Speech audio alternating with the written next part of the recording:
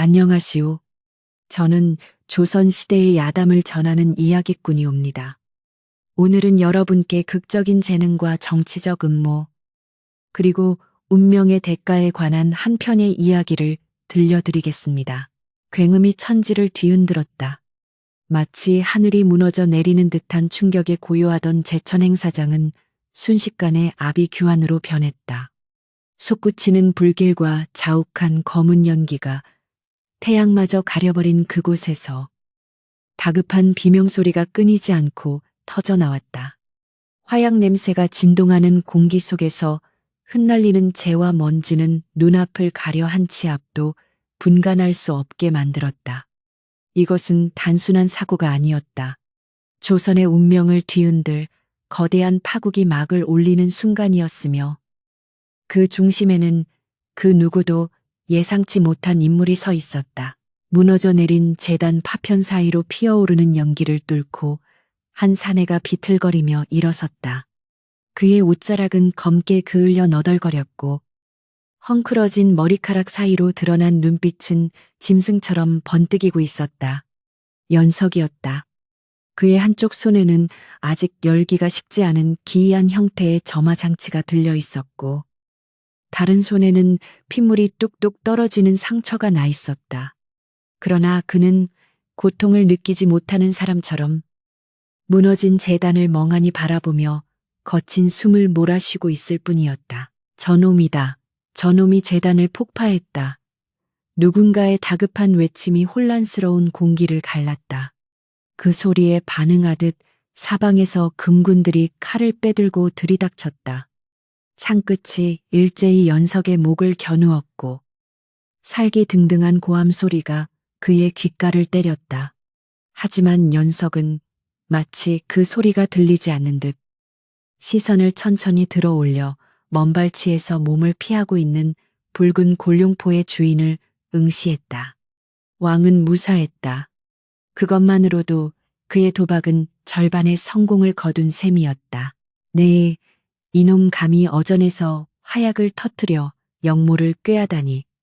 군중을 해치고 나타난 좌의정 김대감이 얼굴을 붉히며 호통을 쳤다. 그의 눈에는 당혹감과 분노, 그리고 감추지 못한 안도의 빛이 교차하고 있었다. 연석은 좌의정의 그 표정을 놓치지 않았다. 모든 것이 저 늙은 여우의 계획대로 흘러가게 놔둘 수는 없었다. 연석은 입가에 고인 피를 바닥에 뱉어내며 비릿한 미소를 지었다.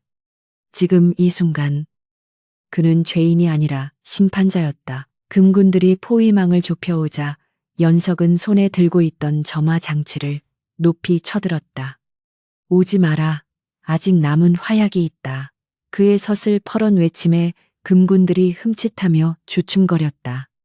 사실 남은 화약 따위는 없었다.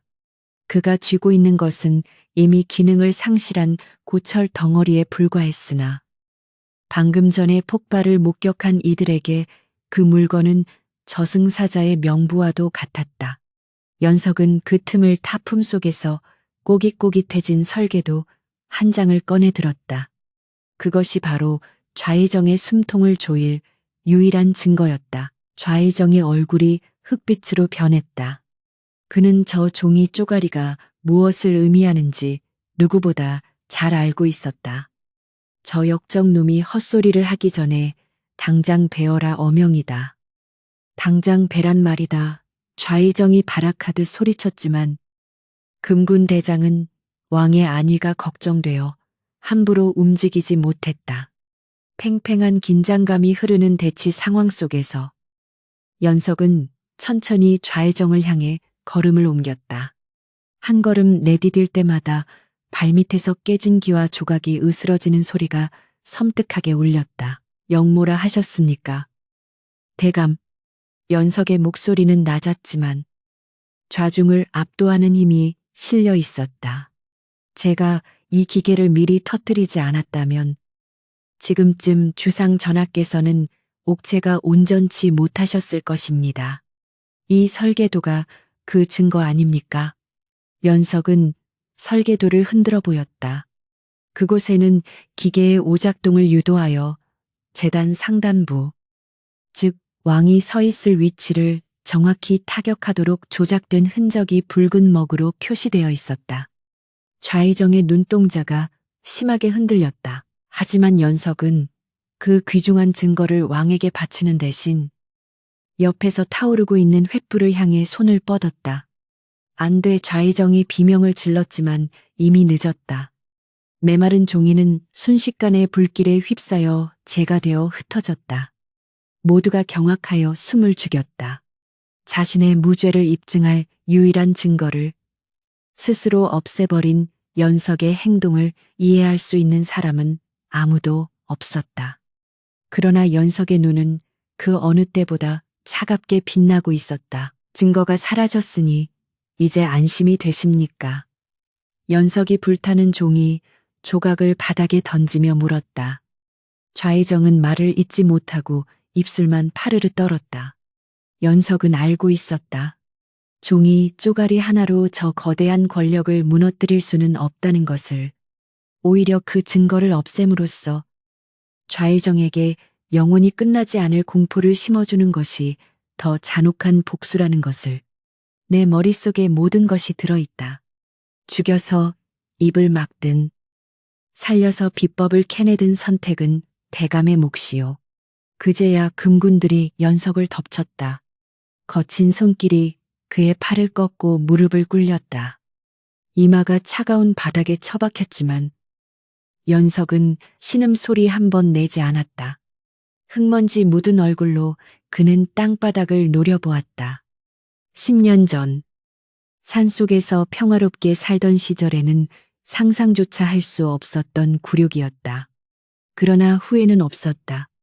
오늘 이 사건으로 인해 그는 더 이상 숨어 지내는 사냥감이 아니라 사냥꾼의 목을 노리는 맹수가 되었음을 선포한 것이나 다름없었다. 포박당한 채 끌려가는 연석의 뒤로 웅성거리는 소리가 파도처럼 밀려왔다. 백성들은 그를 미친 기술자라 욕했고 대신들은 그를 찢어 죽여야 할 역적이라 손가락질했다.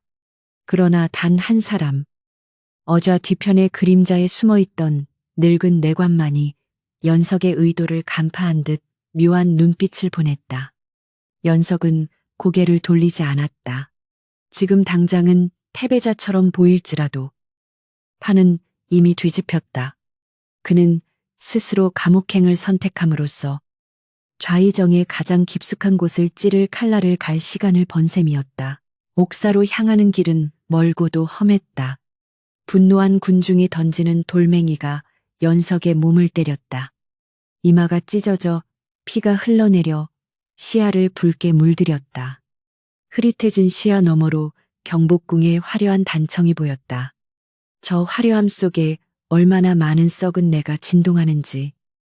산속 촌놈이었던 그는 너무 늦게 깨달았다. 하지만 이제는 다르다. 그는 자신이 만든 화약이 어떻게 터지는지, 그 파괴력이 얼마나 대단한지 누구보다 잘 아는 기술자였다.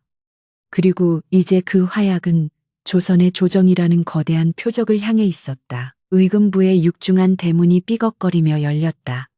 그 안에서 뿜어져 나오는 습하고 음산한 기운이 연석의 몸을 휘감았다. 옥졸들이 그를 거칠게 밀어넣었고 그는 비틀거리며 어둠 속으로 발을 들여놓았다.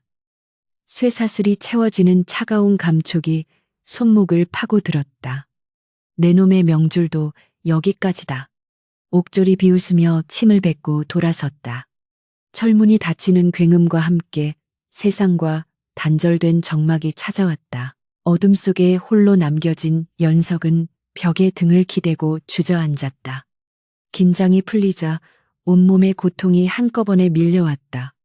그는 떨리는 손을 들어 품속 깊은 곳에 숨겨두었던 작은 쇠조각 하나를 만지작거렸다. 그것은 10년 전 산사태가 마을을 덮치던 날 그를 구해준 노인이 남긴 유일한 유품이었다. 살아야 한다. 살아서 증명해야 한다. 노인의 목소리가 환청처럼 귓가를 맴돌았다. 연석은 쇠조각을 꽉 쥐었다. 손바닥에 배어나오는 핏물이 쇠조각을 적셨다. 시간이 얼마나 흘렀을까. 감옥의 작은 창으로 스며든 달빛이 연석의 얼굴을 비추었다. 그는 눈을 감고 과거의 기억을 더듬었다. 산속에서 불을 피우고 쇠를 두드리던 시절. 그 뜨거운 열기와 땀방울, 그리고 쇠가 달구어질 때 나던 매캐한 냄새. 그 모든 것이 사무치게 그리웠다. 하지만 돌아갈 곳은 이제 없었다. 그가 사랑했던 산은 권력자들의 욕심에 의해 짓밟혔고, 그를 지켜주던 사람들은 모두 사라졌다. 갑자기 복도 끝에서 누군가의 발자국 소리가 들려왔다.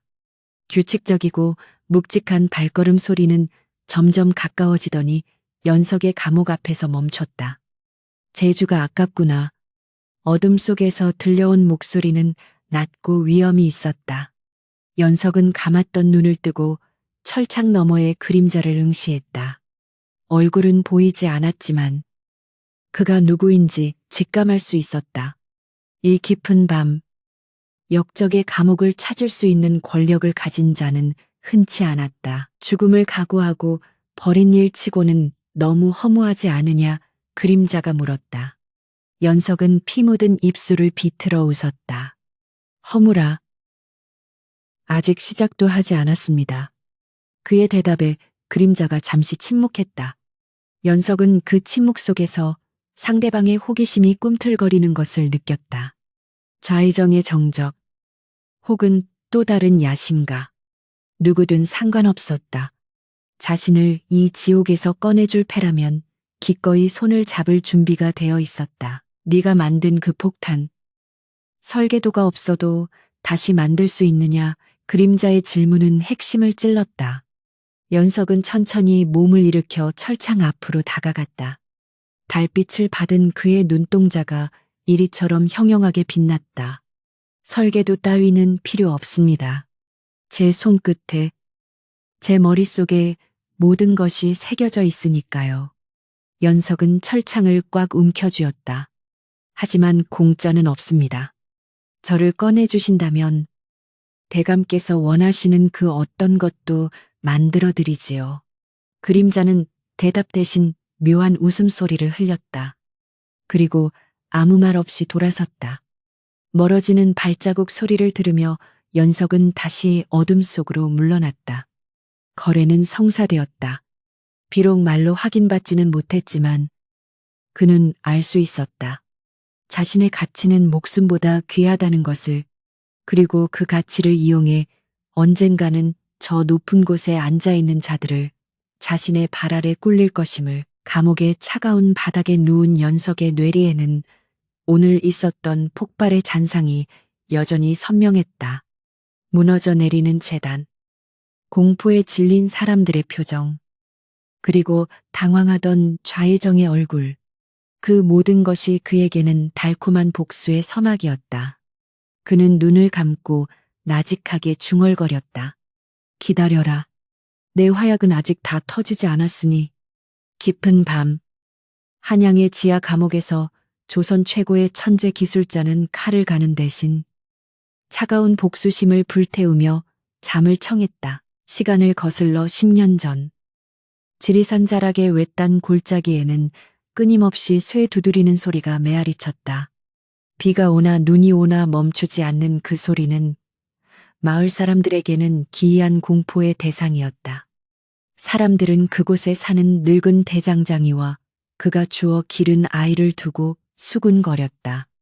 산의 전기를 받아먹고 사는 도깨비들이라고, 혹은 쇠를 녹여 사악한 물건을 만드는 미치광이들이라고 했다. 그 미치광이 아이가 바로 훗날 한양을 뒤흔들 연석이었다. 당시 16이었던 그는 사람의 말보다는 쇠의 울림을 더 편안하게 여기는 세상 물정 모르는 소년이었다. 연석의 손은 언제나 숯 검댕과 기름때로 얼룩져 있었다. 그는 또래 아이들이 서당에서 천자문을 읽을 때 유황과 초석의 배합 비율을 고민하며 밤을 지새웠다. 이놈아, 밥이나 먹고 해라. 늙은 대장장이 박노인이 혀를 차며 주먹밥을 던져주었지만 연석은 들은 채도 하지 않았다.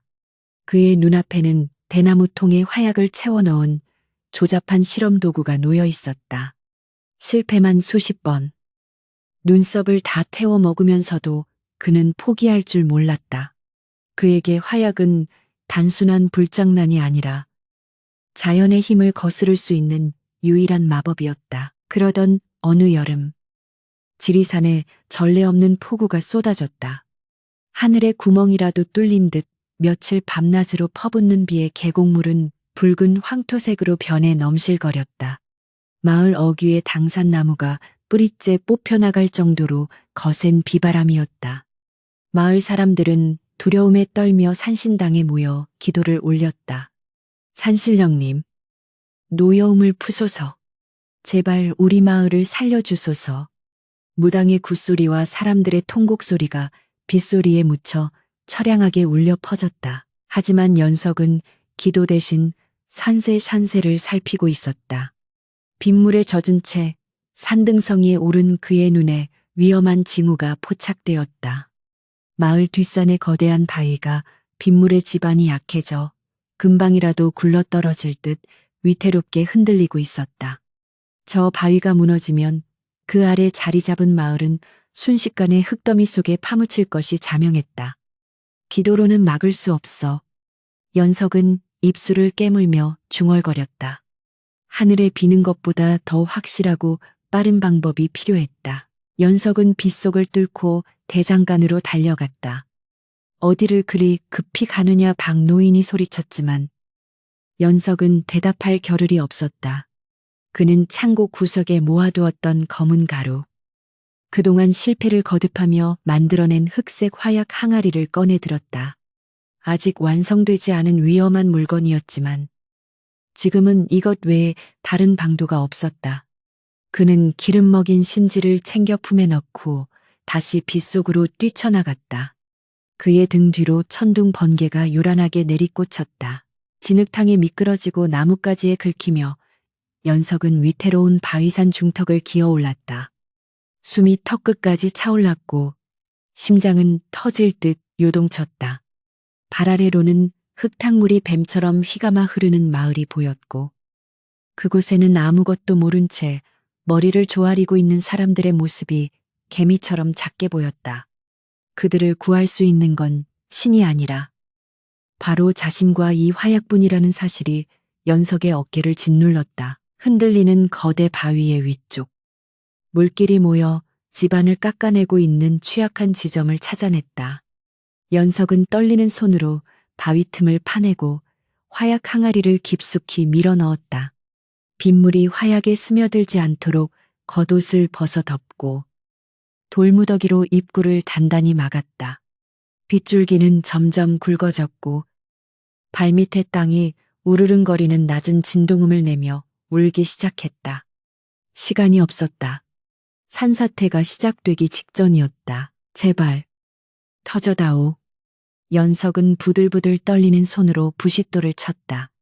습한 공기 탓에 불꽃은 쉽게 잃지 않았다. 한 번, 두 번, 세 번, 손가락 껍질이 벗겨질 정도로 필사적으로 부딪힌 끝에 마침내 심지에 작은 불씨가 옮겨 붙었다. 치익 하는 소리와 함께 타들어가는 심지를 확인하자마자 연석은 뒤도 돌아보지 않고 산비탈을 미끄러져 내려왔다. 살고 싶었다. 자신이 만든 힘이 얼마나 무서운지 확인하고 싶었다. 그가 안전한 바위 뒤로 몸을 날린 순간 세상이 하얗게 전멸했다. 쾅 천둥 소리보다 100배는 더 큰 굉음이 고막을 찢을 듯 울려 퍼졌다. 거대한 폭발과 함께 흙기둥이 솟구쳤고 산허리가 잘려나갔다. 마을로 쏟아지려던 흙더미와 바위들은 폭발의 충격으로 방향을 틀어 마을 옆의 빈 계곡으로 와르르 쏟아져 내렸다. 땅이 요동치고 흙먼지가 폭우와 뒤섞여 자욱하게 피어올랐다. 폭발음은 마을 사람들의 기도 소리를 단숨에 집어삼켰다. 혼비백산한 사람들은 산이 무너지는 광경을 멍하니 바라보았다. 흙탕물이 마을을 덮치는 대신 옆 골짜기로 쏟아져 내리는 기적 같은 광경이었다. 마을은 무사했다. 집 한 채 부서지지 않고 온전했다. 정적 속에 빗소리만이 다시 들려오기 시작했을 때 흙투성이가 된 연석이 비틀거리는 걸음으로 산에서 내려왔다. 그의 얼굴에는 안도감과 함께 묘한 성취감이 서려 있었다. 하지만 마을 사람들의 반응은 그의 예상과 달랐다. 저놈이 산신의 노여움을 샀다. 촌장이 떨리는 손가락으로 연석을 가리켰다. 사람들의 눈에는 감사가 아닌 공포와 적개심이 가득했다. 그들은 연석이 낸 굉음이 산신령을 화나게 하여 산을 무너뜨린 것이라 믿었다. 마을을 구한 폭발음이 그들에게는 재앙의 전조로 들린 것이다. 연석은 억울함에 입을 열려 했으나 목이 메어 말이 나오지 않았다. 내 이놈 감히 신성한 산에 불을 질러 장정들이 곡괭이를 들고 연석을 에워쌌다. 멱살이 잡히고 거친 육설이 쏟아졌다. 연석은 저항하지 않았다. 무지몽매한 그들에게 화약의 원리를 설명해 봤자 소용없다는 것을 본능적으로 깨달았다. 그때 그 손 놓지 못해 박노인이 달려와 장정들을 밀쳐냈다. 이 아이가 아니었으면 너희들 모두 흑귀신이 되었을게. 다 은혜도 모르는 짐승 같은 놈들. 박노인의 일갈의 사람들은 주춤했지만 의심의 눈초리는 거두지 않았다. 박노인은 피투성이가 된 연석을 부축하며 대장간으로 이끌었다. 가자. 연석아. 세상이 아직 네 재주를 담을 그릇이 못 되는구나. 노인의 거친 손이 연석의 떨리는 어깨를 감싸 안았다. 연석은 뒤를 돌아보았다. 자신을 향해 삿대질하는 마을 사람들의 모습이 비 내리는 풍경 속에 흐릿하게 멀어졌다. 가슴 한구석에서 뜨거운 무언가가 치밀어 올랐다. 그것은 슬픔이기도 했고 인정받지 못한 천재의 오기이기도 했다. 그날 밤 연석은 고열에 시달리며 알아누웠다. 꿈속에서 그는 끊임없이 터지는 화약을 보았다. 그 불꽃은 마을을 구하기도 했지만 때로는 사람들을 집어삼키기도 했다. 박노인은 밤새 물수건으로 연석의 이마를 닦아주며 한숨을 내쉬었다. 그는 알고 있었다. 오늘 이 사건이 단순히 마을의 소동으로 끝나지 않을 것임을. 연석이 터뜨린 그 불꽃은 너무나 크고 밝아서 산속에 숨어 있어도 세상의 눈을 피할 수 없게 만들었다는 것을. 다음 날 아침 비는 그쳤지만 마을의 분위기는 흉흉했다. 사람들은 연석을 마을에서 쫓아내야 한다고 웅성거렸다. 연석은 힘겹게 몸을 일으켜 마당으로 나왔다. 부서진 돌담 너머로 맑게 개나늘이 보였지만 그의 마음은 여전히 먹구름 속이었다. 그는 대장간 구석에 쌓여있는 화약 재료들을 물끄러미 바라보았다. 이것들이 자신을 구원할 것인가? 아니면 파멸로 이끌 것인가? 그 시각 마을 어귀에는 낯선 말발굽 소리가 들려왔다. 화려한 비단옷을 입은 사내와 무장한 호위 무사들이 마을로 들어서고 있었다. 그들은 전날의 폭발 흔적을 쫓아온 것이 분명했다. 사내의 눈빛은 예사롭지 않았다. 그는 무너진 산비탈을 유심히 살피며 그을린 바위 파편에서 나는 매캐한 유황 냄새를 맡았다. 이 산골에 이런 물건을 다룰 줄 아는 자가 있다니. 사내의 입가에 비릿한 미소가 번졌다. 연석은 인기척을 느끼고 고개를 돌렸다. 대장간 입구에 낯선 그림자가 길게 드리워져 있었다. 역광을 받아 얼굴은 잘 보이지 않았지만 그가 뿜어내는 위압감은 시골 마을의 촌부들과는 차원이 달랐다. 네가 그 굉음을 만들어낸 아이냐? 사내가 낮게 물었다. 연석은 대답 대신 묵묵히 그를 노려보았다. 그것이 연석과 권력의 첫 만남이자 비극의 시작이었다. 사내는 천천히 다가와 연석의 턱을 치켜들었다. 거만하면서도 탐욕스러운 눈빛이 연석을 훑어내렸다. 내 이름은 김자점. 조정의 병조판서를 맡고 있다. 그는 연석의 더러운 손을 잡았다. 악수가 아니었다. 물건의 상태를 확인하는 감정사의 손길이었다. 너, 나와 함께 한양으로 가자. 네 그 재주를 썩히기엔 이 산구석이 너무 좁지 않느냐 달콤한 제안이었지만 그 목소리에는 거절을 허용하지 않는 서늘한 칼날이 숨겨져 있었다. 박노인이 황급히 달려나와 앞을 막아섰다. 나리가 누구신지는 모르오나 이 아이는 그저 쇠망치질이나 하는 놈입니다. 데려가실 만한 제목이 아닙니다. 박노인은 필사적으로 고개를 조아렸다. 하지만 김자점은 박노인을 거들떠보지도 않았다. 그의 시선은 오직 연석에게만 고정되어 있었다. 선택해라. 나와 함께 가서 세상을 호령할 무기를 만들 것인지 아니면 그는 시선을 돌려 엎드려 있는 박노인을 바라보았다. 이 늙은이와 함께 쥐도 새도 모르게 사라질 것인지 연석의 주먹이 불끈 쥐어졌다. 손톱이 살을 파고들어 피가 맺혔다. 그는 알 수 있었다. 저 자는 마을 사람들처럼 무지해서 두려워하는 것이 아니다. 자신의 가치를 너무나 잘 알기에 이용하려는 것이다. 연석은 떨리는 숨을 들이마시고 박노인을 바라보았다. 자신을 거두어준 유일한 가족. 그를 살리기 위해서는 선택의 여지가 없었다. 가겠습니다. 연석의 목소리는 작았지만 단호했다. 그렇게 소녀는 스스로 늑대의 입속으로 걸어 들어갔다. 한양의 좌의정 김자점의 사전은 궁궐 못지않게 웅장하고 화려했다. 높게 솟은 솟을 대문과 끝이 보이지 않는 담벼락은 그 안에 사는 주인의 권세가 하늘을 찌를 듯 하다는 것을 무언으로 과시하고 있었다. 그러나 연석에게 그곳은 화려한 감옥일 뿐이었다. 그는 끌려오자마자 사랑채가 아닌 뒷마당 구석의 허름한 행랑채에 처박혔다. 창문 하나 없이 사방이 막힌 그곳에서는 곰팡이 냄새와 오래된 쇠 냄새가 뒤섞여 코를 찔렀다. 바깥 세상과 철저히 단절된 채 오직 김자점의 명령만을 기다려야 하는 처지가 된 것이다. 밤이 깊어지자 무거운 발소리와 함께 문이 열리고 김자점이 들어왔다. 그의 뒤로는 건장한 사병들이 횃불을 들고 도열해 있어 위압감을 조성했다. 김자점은 거만하게 의자에 앉아 연석을 내려다보았다. 지리산 총구석에서 흑장난이나 하던 놈이 대감마님의 사저에 들어왔으니 출세했구나. 그는 비릿한 웃음을 흘리며 연석의 앞에 붓과 종이를 던졌다. 서로는 필요 없다.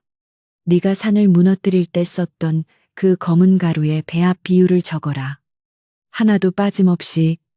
연석은 입을 굳게 다물었다. 그 배합법은 박노인과 자신이 수없는 실패 끝에 알아낸 빅이었다. 이것이 권력욕의 눈먼 자의 손에 들어간다면 얼마나 끔찍한 일이 벌어질지 짐작할 수 있었다. 그것은 사람을 죽이는 물건이 아닙니다.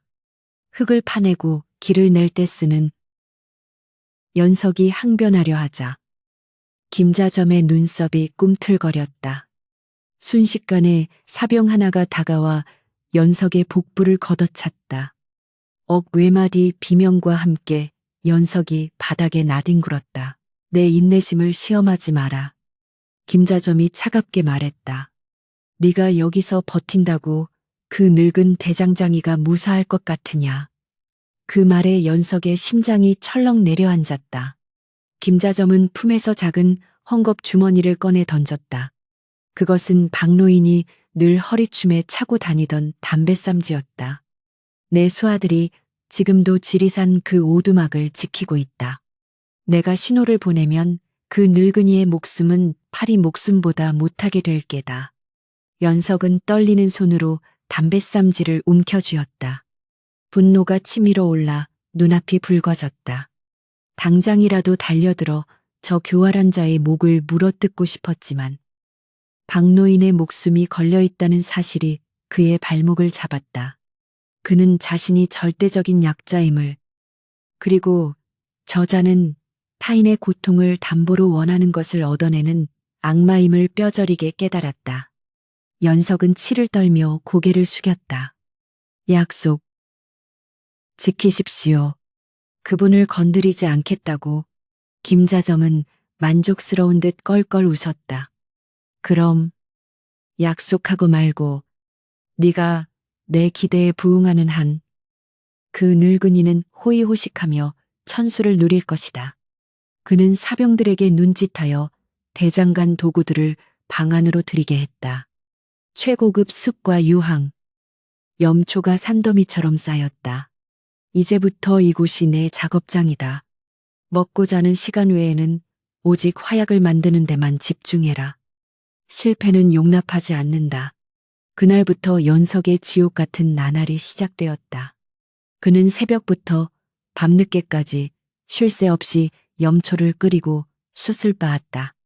매캐한 연기가 방 안에 가득 차 숨을 쉬기조차 힘들었지만 문 밖을 지키는 사병들은 환기를 시켜주기는커녕 감시의 눈길만 번뜩일 뿐이었다. 연석의 손은 독한 약품 때문에 껍질이 벗겨지고 짓물렀다. 하지만 육체적 고통보다 더 견디기 힘든 것은 자신의 재능이 살상 무기를 만드는 데 쓰이고 있다는 자괴감이었다. 김자점은 수시로 들러 작업 상황을 감시했다. 그는 단순한 화약 제조에 만족하지 않았다. 더 강하게, 더 멀리 날아가게 만들어라. 그는 끊임없이 새로운 것을 요구했다. 연석이 만든 폭탄이 시험장에서 바위를 산산조각 낼 때마다 김자점의 눈은 탐욕으로 번들거렸다. 그는 연석을 인간이 아닌 황금알을 낳는 거위 취급했다. 연석이 기침을 하며 피를 토해도 약을 던져줄 뿐. 휴식은 허락하지 않았다. 어느 날 김자점은 낯선 설계도를 가져와 연석에게 내밀었다. 명나라에서 들여온 대포의 도면이었다. 이것을 개량해라. 사거리를 2배로 늘리고 무게는 반으로 줄여라. 터무니없는 요구였다. 기존의 주조 기술로는 불가능에 가까운 일이었다. 연석이 난색을 표하자 김자점은 싸늘하게 말했다. 못하겠다면 할 수 없지. 지리산에 전가를 보내는 수밖에. 그 한마디는 어떤 채찍보다도 강력했다. 연석은 밤을 새워 도면과 씨름했다. 기존의 방식으로는 답이 나오지 않았다. 그는 쇠를 녹이는 온도부터 화약의 압력을 견디는 포신의 두께까지 모든 것을 처음부터 다시 계산해야 했다. 머릿속에서는 수백 번의 폭발과 실패가 시뮬레이션처럼 돌아갔다. 잠을 자도 꿈속에서 수식을 풀었고 밥을 먹다가도 젓가락으로 바닥에 그림을 그렸다. 광기 어린 몰입이었다. 그것은 생존을 위한 몸부림이자 천재성이 극한으로 내몰렸을 때 발휘되는 슬픈 기적이었다. 계절이 바뀌어 찬바람이 불기 시작할 무렵 연석은 마침내 김자점이 원하는 신형 대포의 시제품을 완성했다. 기존 대포보다 훨씬 얇으면서도 강도는 높은 특수 합금 기술이 적용된 걸작이었다. 시연회 날 포탄은 까마득히 먼 표적을 정확히 타격하여 잿더미로 만들었다. 지켜보던 무관들은 경악을 금치 못했고 김자점은 뛸 듯이 기뻐했다. 천하가 내 손안에 있구나. 그의 오만한 외침이 연석의 귓가를 때렸다. 연석은 칭찬이나 보상을 기대하지 않았다. 그저 박노인에게 약속한 송금과 생필품이 제대로 전달되었는지만을 물었다. 걱정 마라. 그 늙은이는 내 덕에 쌀밥에 고깃국을 먹고 있다. 김자점은 대수롭지 않게 대답하며 연석의 어깨를 두드렸다. 그 손길이 뱀이 기어가는 것처럼 끔찍하게 느껴졌다. 연석은 김자점의 눈을 똑바로 쳐다볼 수 없었다. 그 눈 속에 비친 자신의 모습이 너무나 초라하고 비굴해 보였기 때문이었다. 그러나 연석은 몰랐다. 김자점이 보내는 편지와 물품들이 지리산 근처에도 가지 못하고 중간에서 착복되고 있다는 사실을. 김자점에게 연석은 쓰고 버릴 도구에 불과했고 박노인은 그 도구를 묶어두는 보이지 않는 사슬일 뿐이었다. 사슬에 기름칠을 할 필요는 없었다. 그저 끊어지지만 않게 관리하면 그만이었다. 연석의 순진한 효심은 권력자의 기만 속에서 철저히 유린당하고 있었다. 날이 갈수록 김자점의 요구는 대범해졌다. 이제는 단순히 무기를 개량하는 수준을 넘어 조정의 허가 없이는 만들 수 없는 금지된 무기들까지 손대게 했다. 이것은 나라를 지키기 위함이다. 김자점은 애국심을 운운하며 자신을 정당화했지만 연석은 본능적으로 알 수 있었다. 이 무기들의 총구가 언젠가는 왕을 향하거나 무고한 백성들을 향하게 될 것임을. 하지만 멈출 수 없었다. 멈추는 순간 지리산의 불빛이 꺼질 것이라는 공포 때문이었다. 깊은 밤, 작업을 마친 연석은 창살 사이로 보이는 달을 올려다보았다. 손에 묻은 화약가루를 털어내며 그는 생각했다. 산속에서 살 때는 가난했지만 자유로웠다. 자신이 만든 불꽃은 사람을 돕거나 밤하늘을 수놓는 아름다운 것이었다. 하지만 지금 자신의 손에서 탄생하는 것은 오직 파괴와 죽음뿐이었다. 할아버지는 잘 계실까? 연석의 눈가에 물기가 서렸다.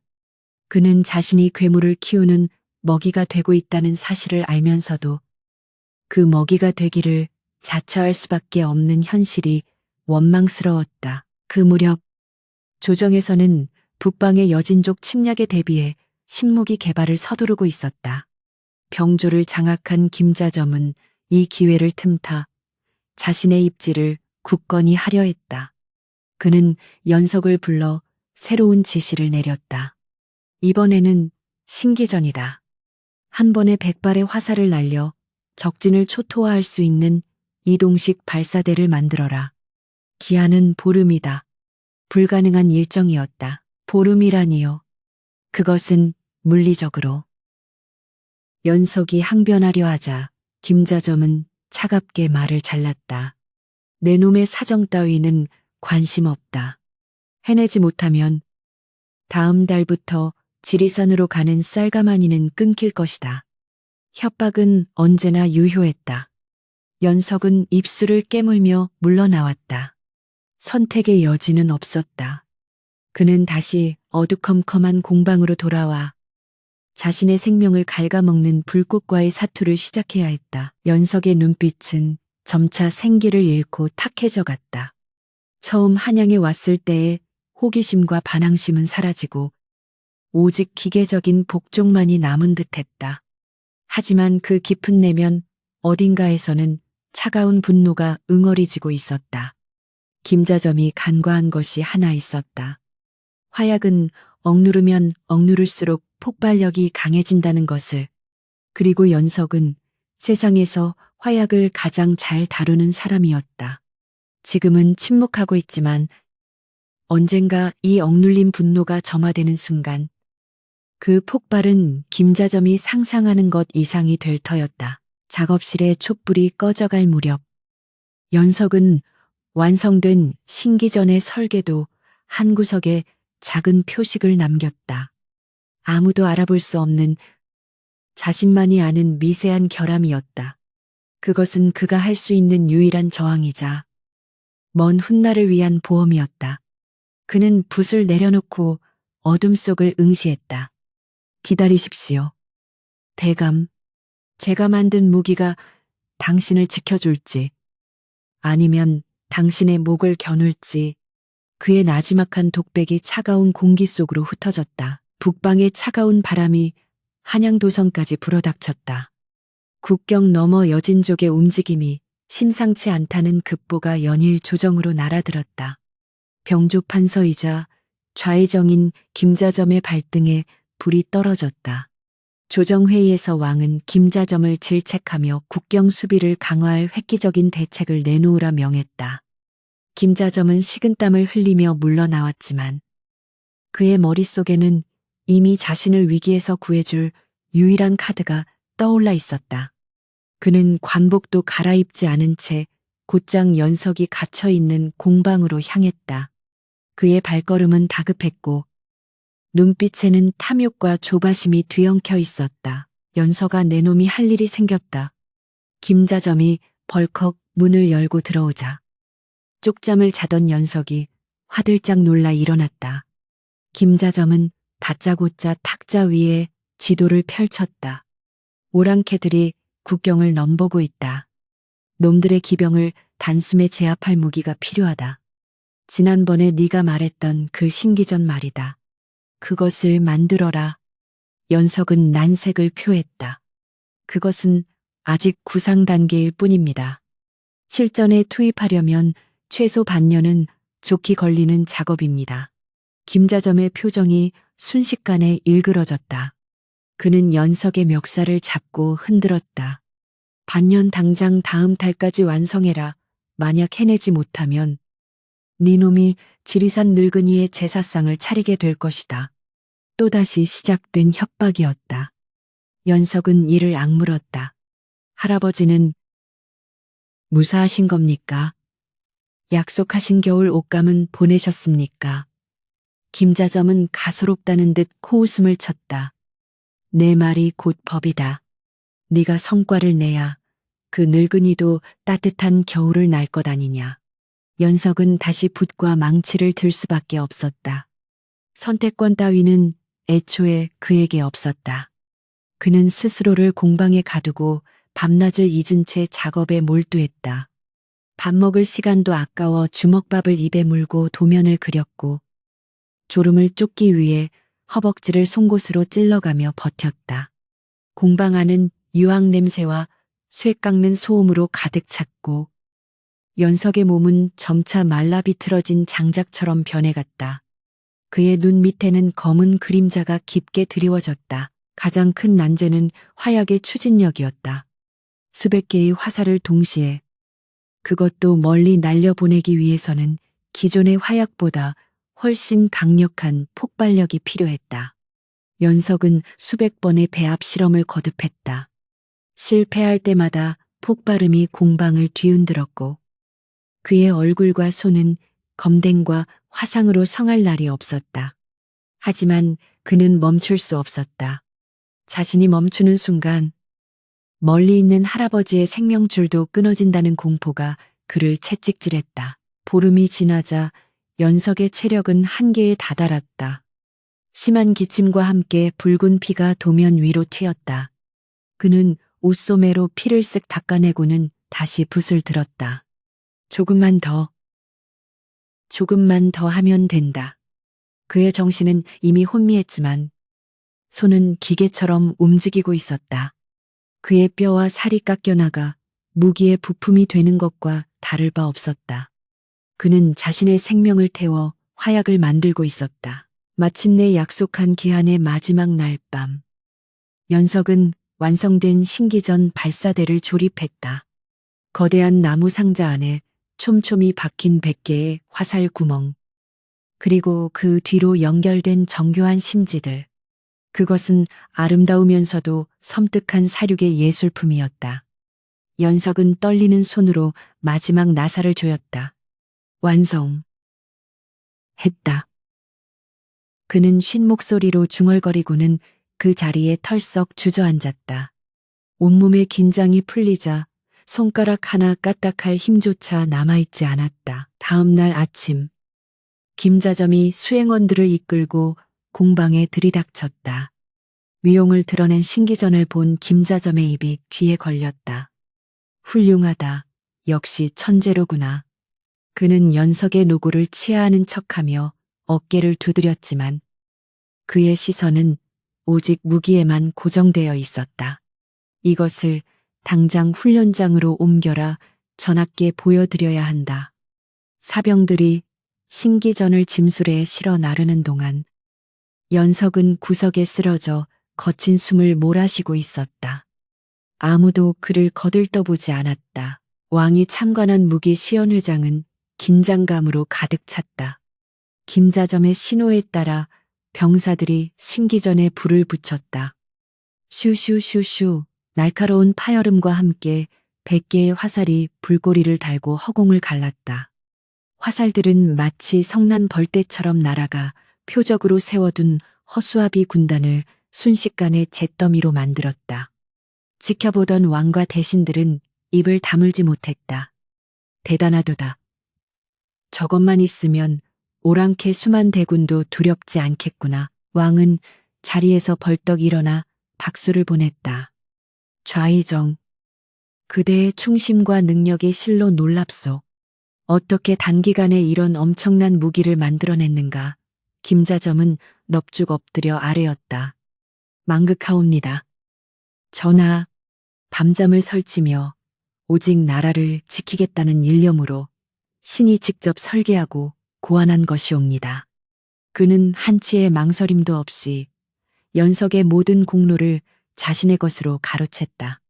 연석의 피와 땀은 김자점의 충심이라는 허울 좋은 포장지 속에 감쪽같이 사라졌다. 왕은 크게 기뻐하며 김자점에게 막대한 포상과 함께 토지를 하사했다. 조정 대신들은 김자점에게 줄을 서기 위해 아부의 말을 쏟아냈다. 역시 대감마님은 조선의 기둥이십니다. 김자점은 의기양양하게 웃으며 그들의 찬사를 즐겼다. 그 시각 차가운 공방 바닥에 홀로 남겨진 연석은 열병에 시달리며 신음하고 있었다.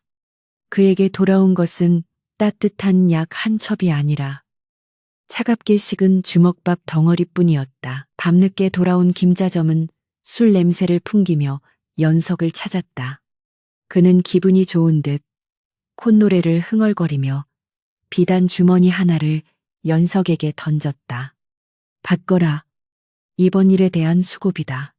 주머니 안에는 엽전 몇 냥이 들어있을 뿐이었다. 연석은 돈주머니를 쳐다보지도 않고 갈라진 목소리로 물었다. 약속은 지키셨습니까? 할아버지께 소식은 전하셨습니까? 김자점은 귀찮다는 듯 손을 휘저었다. 아, 그 늙은이 걱정 말라니까. 내 사람이 잘 챙기고 있다. 네가 이렇게 잘하고 있는데 내가 설마 그 늙은이를 굶기겠느냐. 그의 대답에는 영혼이 없었다. 연석은 김자점의 눈을 뚫어지게 바라보았지만 취기에 젖은 김자점의 눈은 흐릿하기만 했다. 이제 가서 쉬어라. 다음에는 더 큰 대포를 만들어야 할 테니 몸조리 잘하고. 김자점은 비틀거리며 방을 나갔다. 연석은 닫힌 문을 바라보며 허탈한 웃음을 지었다. 자신이 만든 무기가 나라를 구하고 김자점을 영웅으로 만들었지만 정작 자신은 여전히 이 좁은 방에 갇힌 죄수일 뿐이었다. 그의 희생은 너무나 당연한 것으로 취급받고 있었다. 정말 할아버지는 잘 계신 걸까? 불안감이 독버섯처럼 피어올랐다. 김자점의 말은 번지르르했지만 그 속에 담긴 진실의 무게는 느껴지지 않았다. 며칠 후 공방 밖에서 하인들이 나누는 대화 소리가 바람을 타고 넘어왔다. 이번에 대감마님이 하사받은 땅이 어마어마하다더군. 신기전인지 뭔지 만든 덕이라지. 근데 그거 사실 뒷방에 있는 그 벙어리 총각이 만든 거라며. 쉬딥 조심해. 쥐도 새도 모르게 죽고 싶어. 대감마님은 그 총각을 그냥 부려먹는 노비쯤으로 생각하신다고. 연석은 벽에 기대어 그들의 대화를 들었다. 가슴속에서 뜨거운 덩어리가 울컥 치밀어 올랐다. 세상은 그를 벙어리 총각, 부려먹는 노비로 기억하고 있었다. 자신의 재능은 김자점의 권력을 위한 밑거름이 되어 썩어가고 있었다. 그는 자신의 손을 내려다 보았다. 화약 약품에 찌들어 검게 변하고 화상 흉터로 뒤덮인 손. 이 손으로 만든 것은 과연 누구를 위한 것이었나. 연석은 비틀거리며 일어나 책상 서랍 깊숙한 곳에서 작은 거울을 꺼냈다. 거울 속에 비친 자신의 모습은 20대. 청년이라기보다는 죽음을 앞둔 노인에 가까웠다. 쥐로 탄 눈, 앙상한 광대뼈, 헝클어진 머리칼. 그는 거울을 던져버리고 싶은 충동을 억눌렀다. 이것이 대가였다. 약자를 지키기 위해 강자에게 고개를 숙인 대가. 자신의 재능을 팔아넘긴 대가였다. 창문 틈으로 들어온 달빛이 바닥에 굴러다니는 설계도면을 비췄다. 그 위에는 연석이 토해낸 핏자국이 검붉게 말라붙어 있었다. 마치 저주받은 부적처럼 보였다. 연석은 그 핏자국을 손가락으로 문지르며 다짐했다. 이 희생이 헛되지 않으려면 반드시 살아서 할아버지를 만나야 한다고. 그것만이 지금 그를 지탱하는 유일한 희망이자 명분이었다. 하지만 그는 아직 몰랐다. 자신이 그토록 지키고자 했던 소중한 존재가 이미 이 세상 사람이 아니라는 것을, 그리고 자신의 희생이 밑빠진 독에 물 붓기였다는 잔혹한 진실이 서서히 그에게 다가오고 있었다. 바람에 흔들리는 문풍지 소리가 마치 누군가의 통곡 소리처럼 연석의 귓가를 맴돌았다. 폭풍전야의 고요함 속에서 연석의 운명은 파국을 향해 치닫고 있었다. 한양의 겨울바람은 매서웠다. 앙상한 나뭇가지들이 비명을 지르듯 흔들리는 밤. 연석은 공방의 찬 바닥에 웅크리고 앉아 언손을 호호 불었다. 손가락 마디마디가 동상으로 붉게 부어올랐지만 그의 마음만은 묘한 온기로 채워져 있었다. 김자점의 약속대로라면 지금쯤 지리산의 박노인은 따뜻한 소미불을 덮고 김이 모락모락 나는 쌀밥을 먹고 있을 터였다. 자신이 겪는 이 고생이 할아버지의 평안으로 이어진다는 믿음 하나가 그를 지탱하는 유일한 버팀목이었다. 그때 마당이 소란스러워졌다. 남쪽 지방으로 심부름을 갔던 행랑아범이 돌아온 모양이었다. 연석은 반가운 마음에 벌떡 일어나 문을 열고 나갔다. 박노인의 안부를 묻고 싶어 견딜 수 없었다. 혹시 할아버지가 보내신 편지라도 있지 않을까? 아니면 손수 깎으신 나무 인형이라도 들려보내지 않았을까? 하는 기대감이 그의 가슴을 뛰게 했다. 그는 절뚝거리는 다리를 이끌고 행랑 아범이 있는 곳으로 다가갔다. 어이, 박서방, 수고가 많았네. 다른 하인들이 행랑아범을 맞이하며 술잔을 건넸다. 행랑아범은 얼굴이 벌겋게 달아오른 채 주절거리고 있었다. 엥, 말도 마게. 그 첩첩산중까지 가느라 내 다리가 부러지는 줄 알았네. 눈은 또 어찌나 많이 왔는지. 연석은 조심스럽게 그들 틈을 파고들었다. 행랑 아저씨, 지리산에는 다녀오셨습니까? 저희 할아버지는 좀 어떠신가요? 행랑아범은 연석을 보자마자 귀신이라도 본 듯 흠칫 놀라며 뒷걸음질 쳤다. 그의 눈동자가 불안하게 흔들렸다. 그래, 잘 계시더구먼. 아주 정정하셔. 그의 대답은 너무나 빨랐고 시선은 연석을 피하고 있었다. 연석은 본능적으로 이상한 김새를 느꼈다. 정말입니까? 겨울옷은 전해드렸나요? 자감은 넉넉하다고 하시던가요? 연석이 다급하게 재차 묻자 행랑아범은 짜증 섞인 표정으로 손을 휘저었다. 아, 글쎄 잘 계신다니까 그러네. 귀찮게 하지 말고 저리 비키게. 하지만 연석은 물러서지 않았다. 그는 행랑아범의 옷자락을 꽉 움켜쥐었다. 거짓말이지요. 눈을 피하시잖아요. 똑바로 말씀해 주세요. 제발. 연석의 절박한 외침에 주위가 조용해졌다. 행랑아범은 곤란한 듯 주위를 둘러보더니 술김에 홧김을 내며 소리쳤다. 에이씨, 재수없게 그래. 내 그 잘난 하랩이 죽었다 죽은 지가 언젠데. 이제 와서 난리야. 연석의 머릿속이 하얗게 변했다. 죽다니요. 그게 무슨. 행랑아범은 이왕 터진 입이라는 듯 막말을 쏟아냈다. 내가 갔을 때는 이미 다 쓰러져가는 오두막의 송장만 덩그러니 있더란 말이다. 굶어 죽었는지 얼어 죽었는지 뼈만 앙상하게 남아서 쥐들이 파먹고 있더구. 먼 대감마님이 뭐하러 그런 늙은이한테 쌀을 보내겠나 가는 척만 하라고 하셨지. 세상이 무너져 내리는 소리가 들렸다. 귀가 멍해지고 다리에 힘이 풀렸다. 김자점이 약속했던 쌀과 옷감, 따뜻한 겨울. 그 모든 것이 새빨간 거짓말이었다. 자신이 뼈가 으스러지도록 일하며 만든 무기의 대가가 겨우 이것이었단 말인가. 굶주림과 추위 속에 홀로 죽어가며 자신을 기다렸을 박노인의 모습이 눈앞에 그려져 연석은 짐승 같은 울부짖음을 토해냈다. 으아악, 슬픔은 순식간에 걷잡을 수 없는 분노로 돌변했다. 연석의 눈에서 초점이 사라지고 핏발선 살기만이 남았다. 그는 옆에 있던 장작을 집어들고 미친 듯이 사랑채를 향해 달렸다. 김자점, 내 이놈 나와라, 나오란 말이다. 그의 목소리는 인간의 것이 아니었다. 복수심에 불타는 악귀의 비명이었다. 하인들이 놀라 막아섰지만 연석은 몽둥이를 휘두르며 그들을 뚫고 지나갔다. 사랑채 방문을 박차고 들어갔을 때 김자점은 기생들을 끼고 앉아 풍류를 즐기고 있었다. 따뜻한 아랫목, 기름진 음식, 그리고 끊이지 않는 웃음소리.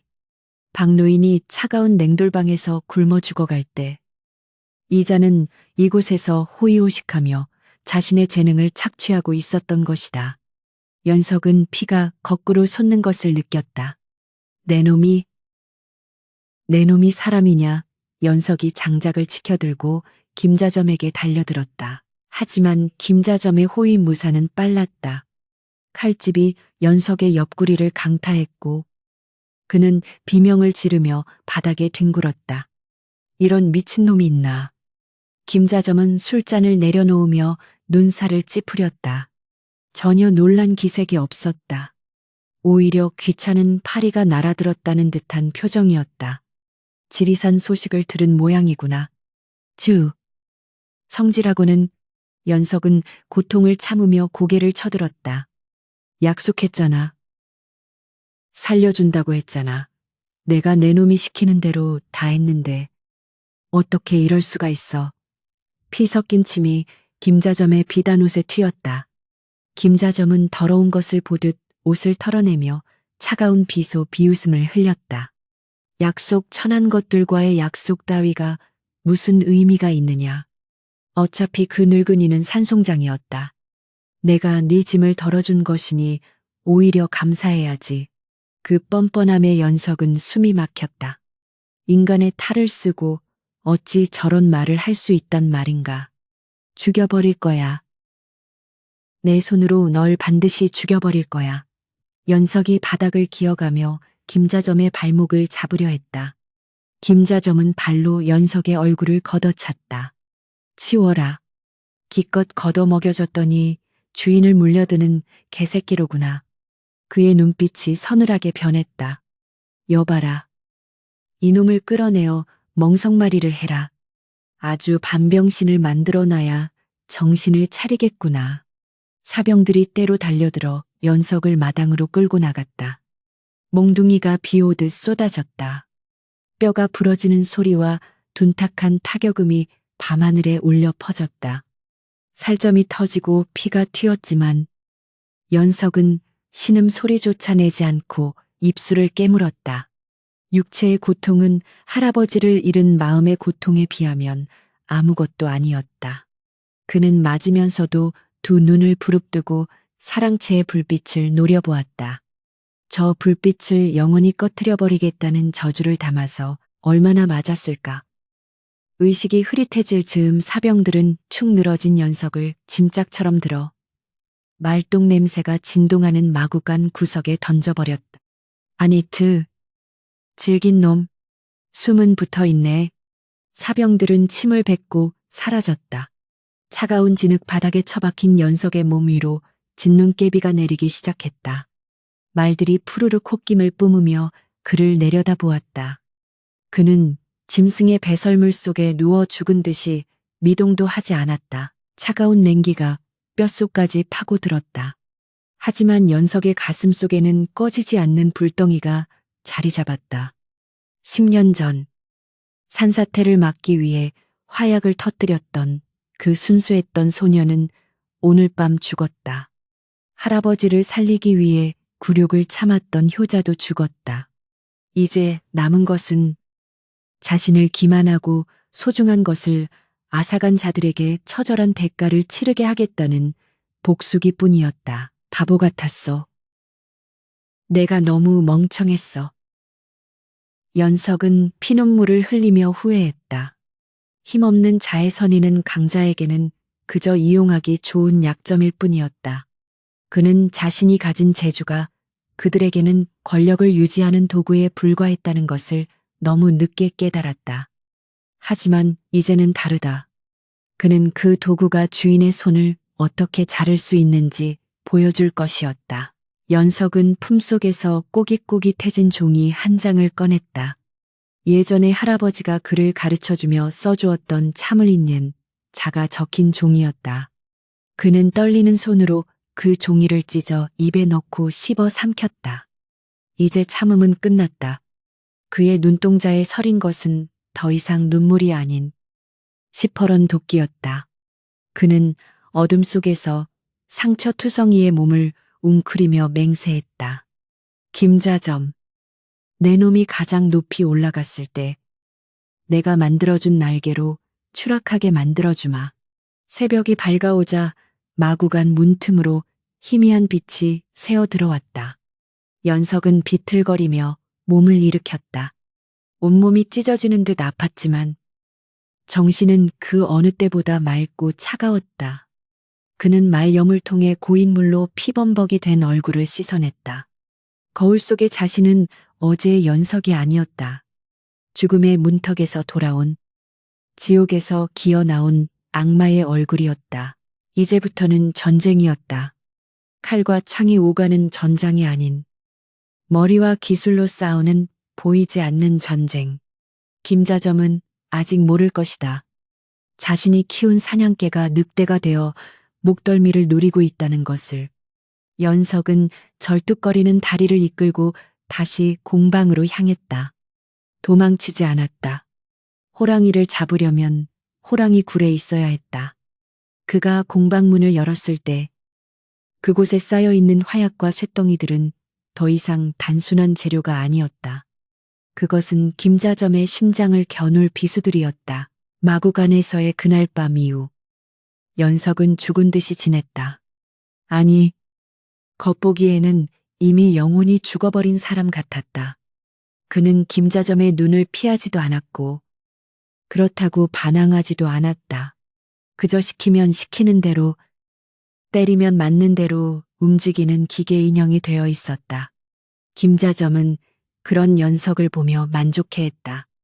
이제야 똥오줌을 가릴 줄 아는구나. 그는 연석의 야성이 완전히 꺾였다고 믿었다. 덕분에 연석에 대한 감시는 전보다 느슨해졌고 공방 밖으로 나가는 일도 간혹 허용되었다. 하지만 연석의 내면은 차갑게 식은 용암처럼 굳어가고 있었다. 그는 도망칠 준비를 하고 있었다. 더 이상 이곳에서 짐승처럼 살 수는 없었다. 그는 틈날 때마다 김자점의 저택 구조를 파악하고 경비병들의 교대 시간을 외웠다. 필요한 것은 노자 넷지와 신분을 감출 수 있는 호패였다. 그것들은 김자점의 침소 깊숙한 곳, 그가 가장 아끼는 비밀 금고 안에 있을 것이 분명했다. 그릿달이 뜬 칠흑 같은 밤, 김자점이 기생들과 배를 띄우고 술판을 벌이러 나간 틈을 타 연석은 움직였다. 그는 그림자처럼 소리 없이 안채로 스며들었다. 평소 눈여겨봐 두었던 하수구 통로를 통해 침소에 잠입하는 데 성공했다. 방 안은 주인의 성품을 닮아 사치스럽고 음산했다. 연석은 떨리는 숨을 참으며 벽에 걸린 족자 뒤를 더듬었다. 예상대로였다. 정교한 기계 장치로 잠겨 있는 비밀 벽장이 나타났다. 일반적인 도둑이라면 절대 열지 못했을 잠금 장치였지만 연석에게는 어린애 장난감이나 다름없었다.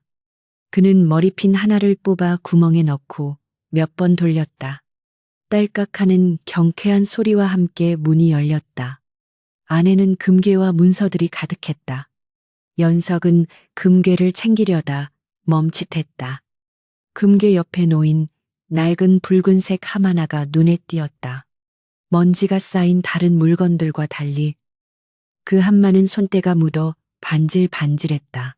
알 수 없는 이끌림에 연석은 함을 열었다. 그 안에는 금은보화가 아닌 오래된 서찰 몇 통과 피 묻은 베넷 저고리, 그리고 반으로 쪼개진 옥패가 들어 있었다. 연석의 동공이 지진이 난 듯 흔들렸다. 그 옥패의 문양. 그것은 박노인이 술에 취할 때마다 품에서 꺼내 어루만지던 옥패의 나머지 반쪽과 정확히 일치했다. 이게 왜 여기에?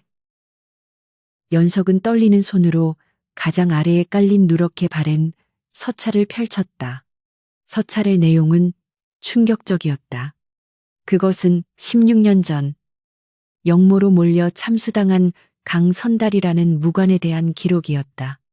그리고 그 무관을 모함하여 죽음으로 몰아넣고 그 공으로 승진한 자가 바로 김자점이었다. 서찰의 마지막 구절을 읽는 순간 연석은 숨을 쉴 수가 없었다. 강선달의 어린 아들을 종놈 박씨가 데리고 도주했으나 생사를 확인할 수 없음. 모든 퍼즐이 맞춰졌다. 지리산의 박노인은 단순한 대장장이가 아니라 아버지의 충직한 하인이었다. 자신은 산에서 주워온 아이가 아니라 김자점에 의해 멸문지와 맨문지화를 당한 집안의 유일한 생존자였다. 박노인이 그토록 자신을 숨기려 했고 세상의 재주를 드러내는 것을 두려워했던 이유가 뼈저리게 이해되었다. 그것은 재능을 질투해서가 아니라 김자점의 눈에 띄면 죽임을 당할까봐 필사적으로 보호했던 것이었다. 연석의 손에서 서찰이 스르르 미끄러져 떨어졌다. 다리에 힘이 풀려 주저앉고 말았다. 머릿속이 윙윙거렸다. 10년 전 김자점이 자신을 지리산에서 데려온 것은 우연이 아니었을지도 모른다. 아니, 설령 우연이었다 해도 김자점은 나중에라도 자신의 정체를 의심하고 뒷조사를 했을 것이다. 박노인을 죽게 방치한 것도 단순한 무관심이 아니라 과거의 비밀을 아는 유일한 증인을 없애버리기 위함이었으리라. 연석의 입에서 짐승 같은 신음이 새어나왔다. 그는 자신의 가슴을 쥐어뜯었다. 원수의 밑에서 꼬리를 흔들며 무기를 만들어주고 그 무기로 원수의 권력을 다져주었다. 심지어 그 원수에게 아버지와 같았던 박노인의 목숨까지 구걸하다가 잃었다. 천하에 이런 불효막심하고 멍청한 놈이 또 어디 있단 말인가. 수치심과 분노가 피와 함께 역류했다. 연석은 바닥에 엎드려 오열했다. 소리가 새어나가지 않도록 주먹으로 입을 틀어막았다. 눈물과 콧물이 범벅이 된 얼굴로 그는 피 묻은 베네쩌 고리를 끌어안았다. 아버지의 냄새, 어머니의 온기, 한 번도 기억나지 않는 그 그리움이 사무쳤다. 이제 그는 세상에 홀로 남겨진 고아가 아니었다. 핏빛 복수를 짊어진 가문의 마지막 칼날이었다. 한참을 그렇게 떨던 연석은 천천히 고개를 들었다. 그의 눈빛은 이전과는 완전히 달라져 있었다. 도망치려 했던 마음은 눈 녹듯 사라졌다. 지금 도망친다면 목숨은 부지할 수 있겠지만 부모님의 원혼과 박노인의 억울함은 영원히 씻을 수 없을 것이다. 그는 서찰을 다시 곱게 접어 함 속에 넣고 원래 있던 자리에 되돌려 놓았다.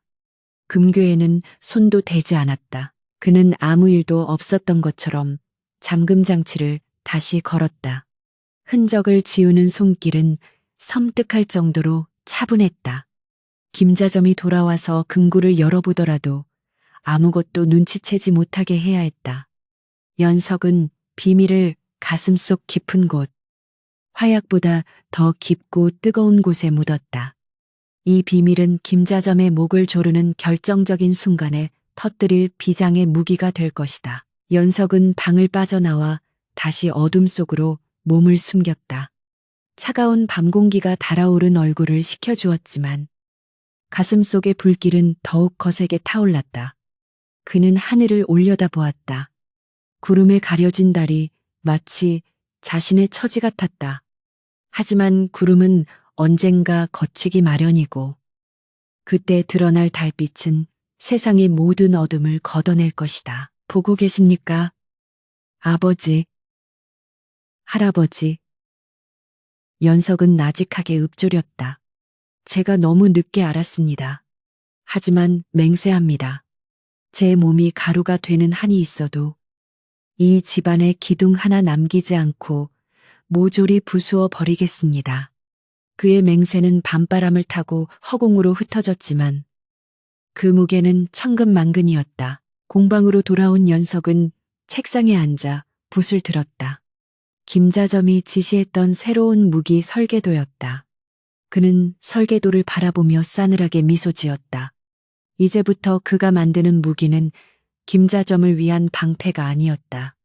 그것은 김자점이라는 거대한 성을 내부에서부터 무너뜨릴 시한폭탄이 될 것이다. 연석은 붓끝에 먹물을 듬뿍 묻혔다. 그리고 설계도의 핵심 부품 하나를 아주 미세하게 수정했다. 육안으로는 식별할 수 없는, 오직 만든 사람만이 알 수 있는 치명적인 결함이었다. 이것은 시작일 뿐이다. 그는 속삭였다. 그의 분놀림에는 망설임이 없었다. 그것은 복수의 서곡을 써내려가는 지휘자의 손길과도 같았다. 새벽녘, 술에 취해 돌아온 김자점의 고함 소리가 들려왔다. 예전 같으면 그 소리에 몸을 떨었겠지만 이제 연석은 태연히 눈을 감고 호흡을 골랐다. 호랑이 굴에 들어온 이상, 호랑이보다 더 잔혹하고 영리해져야만 살아남을 수 있다. 그리고 마침내 그 호랑이의 가죽을 벗겨낼 날이 올 것이다. 날이 밝자 연석은 공방문을 열고 마당으로 나갔다. 눈부신 아침 햇살이 쏟아졌지만 그의 눈은 깊은 심연처럼 어두웠다. 지나가던 하인이 그를 보고 흠칫 놀라 피했다. 연석에게서 풍기는 기운이 달라졌기 때문이다. 더 이상 맞고 지내는 노예의 눈빛이 아니었다. 그것은 사냥감을 앞에 두고 숨을 고르는 맹수의 서늘하고 위험한 눈빛이었다. 이제 연석에게 남은 감정은 하나도 없었다. 슬픔도, 두려움도, 외로움도 모두 사치였다. 오직 차가운 이성과 뜨거운 복수심만이 그의 심장을 뛰게 했다. 그는 김자점이 걷고 있는 권력의 정점이 곧 그의 무덤이 되리라는 것을 알고 있었다. 그리고 그 무덤을 파는 일은 바로 김자점이 가장 신뢰하는 자신의 손으로 이루어질 것이다. 조정의 공기는 팽팽하게 당겨진 활시위처럼 긴장감으로 가득 찼다.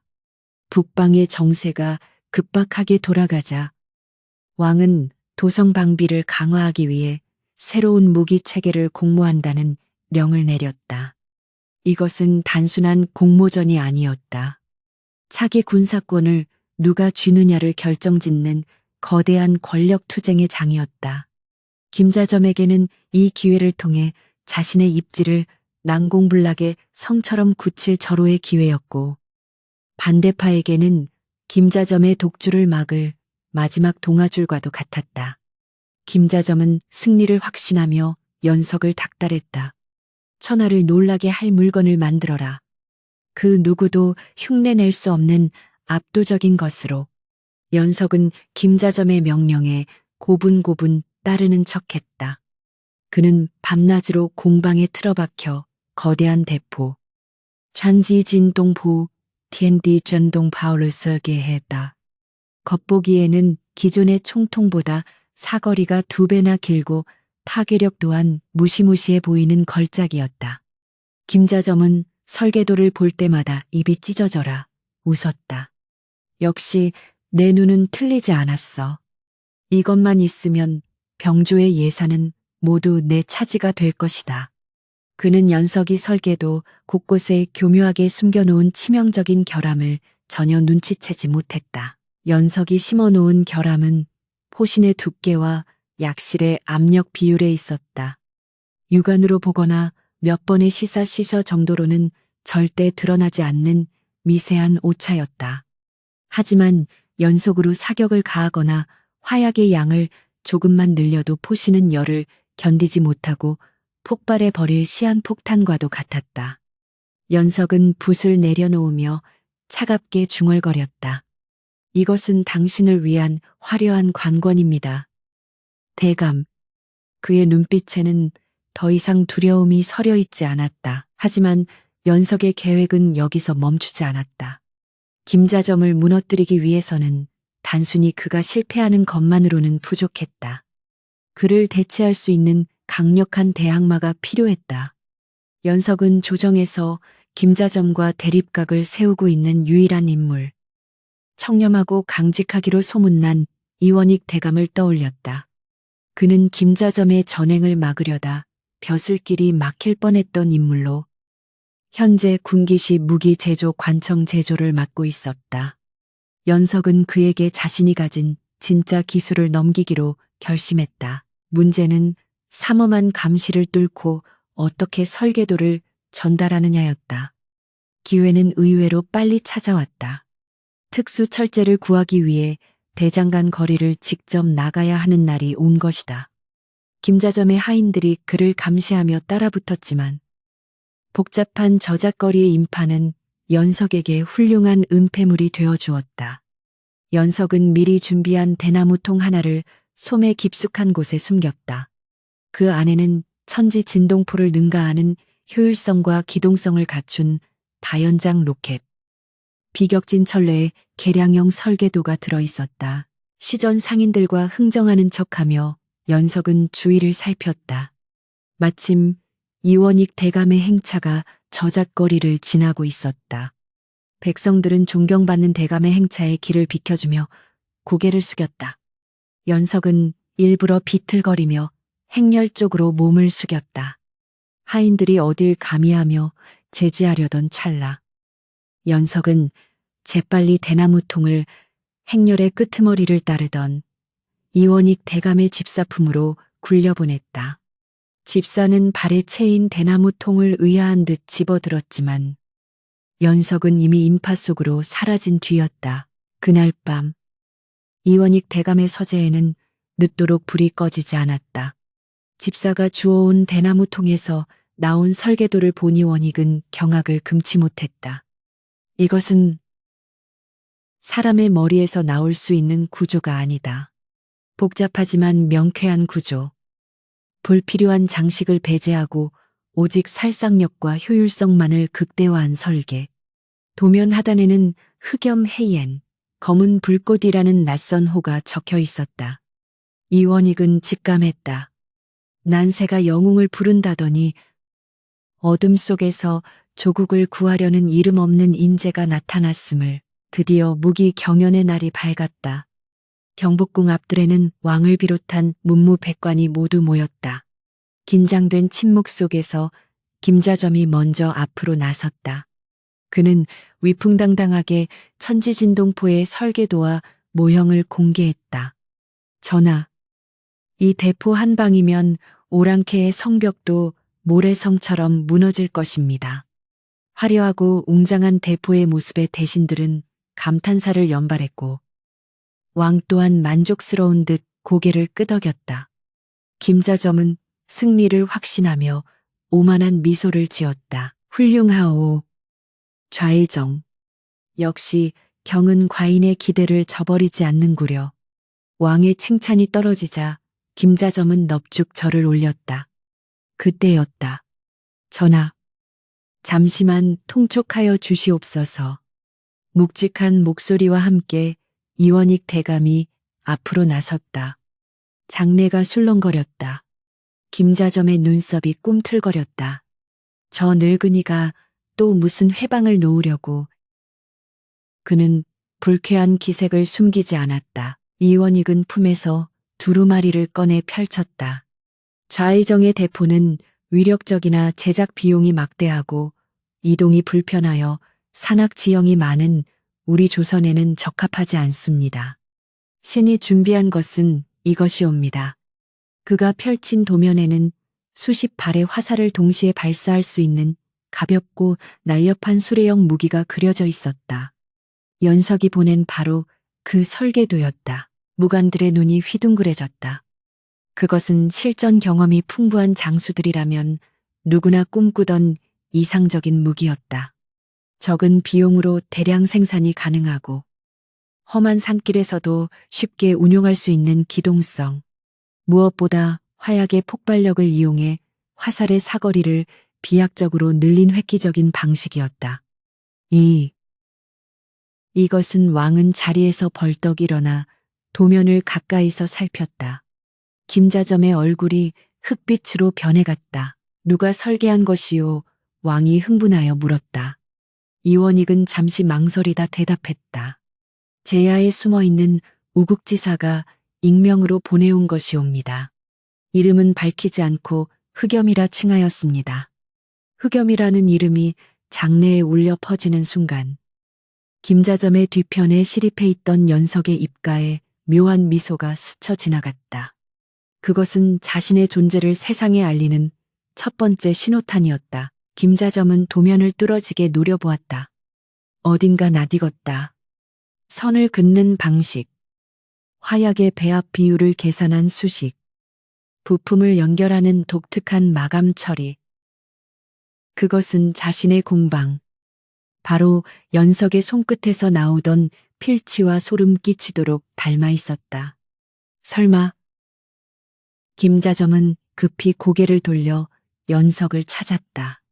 하지만 연석은 멍한 표정으로 허공을 응시하고 있을 뿐이었다. 두 무기 모두 훌륭하다.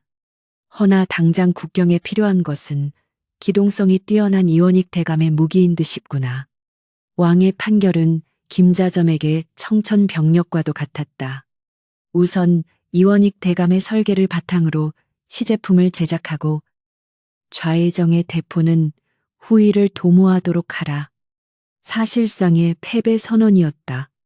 김자점은 부들부들 떨리는 주먹을 감추며 억지로 성은이 망극하옵니다. 라고 답했다. 사저로 돌아온 김자점은 닥치는 대로 도자기를 집어던졌다. 어떤 놈이냐, 내 설계를 빼돌린 놈이 누구냔 말이다. 집안이 떠나가라고 함을 지르는 그의 모습에 하인들은 벌벌 떨며 머리를 박았다. 그는 연석을 호출했다. 연석이 들어오자마자 김자점은 칼을 뽑아 그의 목에 겨누었다. 내 놈 짓이지, 네가 딴 마음을 품고 그 늙은이에게 붙은 것이지. 칼날이 연석의 목 피부를 긁어 피가 맺혔다. 하지만 연석은 눈 하나 깜짝하지 않았다. 오히려 억울하다는 듯 눈물을 글썽였다. 대감마님. 소인은 대감마님의 사저 밖으로 한 발자국도 나가지 못하는 처지입니다. 게다가 그 설계도는 대감마님께서 직접 보관하지 않으셨습니까? 소인이 어찌 감히. 그의 연기는 완벽했다. 공포에 질린 표정, 떨리는 목소리, 비굴한 자세, 어디 하나 의심할 여지가 없었다. 김자점은 멈칫했다. 연석의 말이 맞았다. 연석은 철저한 감시 속에 있었고 외부와 접촉할 방법이 없었다. 그렇다면 내부에 첩자가 있다는 말인가? 의심의 화살은 연석에게서 벗어나 집안의 하인들과 측근들에게로 향했다. 김자점은 칼을 거두며 싸늘하게 말했다. 나가봐라. 그리고 내 눈앞에 띄지 마라. 연석은 비틀거리며 방을 나갔다. 등 뒤에서 김자점이 측근들을 문책하는 고함 소리가 들려왔다. 오늘 당장 집안의 모든 쥐새끼들을 잡아내라. 하나라도 놓치면 너희들 목이 달아날 줄 알아라. 연석은 어두운 복도를 걸으며 소매 속에 감춰진 옥패를 꽉 쥐었다. 첫 번째 균열이 시작되었다.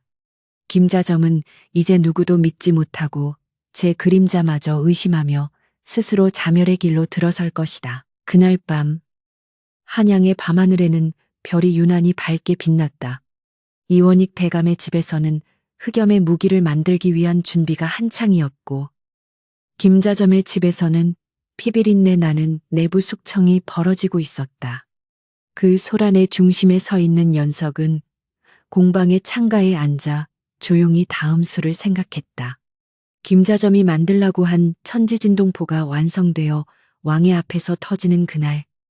그것은 단순한 폭발이 아니라 조선의 권력 지도를 바꾸는 거대한 신호탄이 될 것임을 그는 알고 있었다. 권력의 저울추가 흔들리기 시작했다. 절대 권력을 휘두르던 김자점은 처음으로 패배의 쓴맛을 보았고 그 틈을 타 오랫동안 억눌려 있던 정의의 세력이 고개를 들었다. 그리고 그 모든 흐름을 조종하는 것은 아무런 힘도 없어 보이는 한 명의 기술자였다. 연석은 어둠 속에서 미소 지었다. 조금만 더 즐기십시오. 대감, 추락하는 것은 날개가 있다지 않습니까?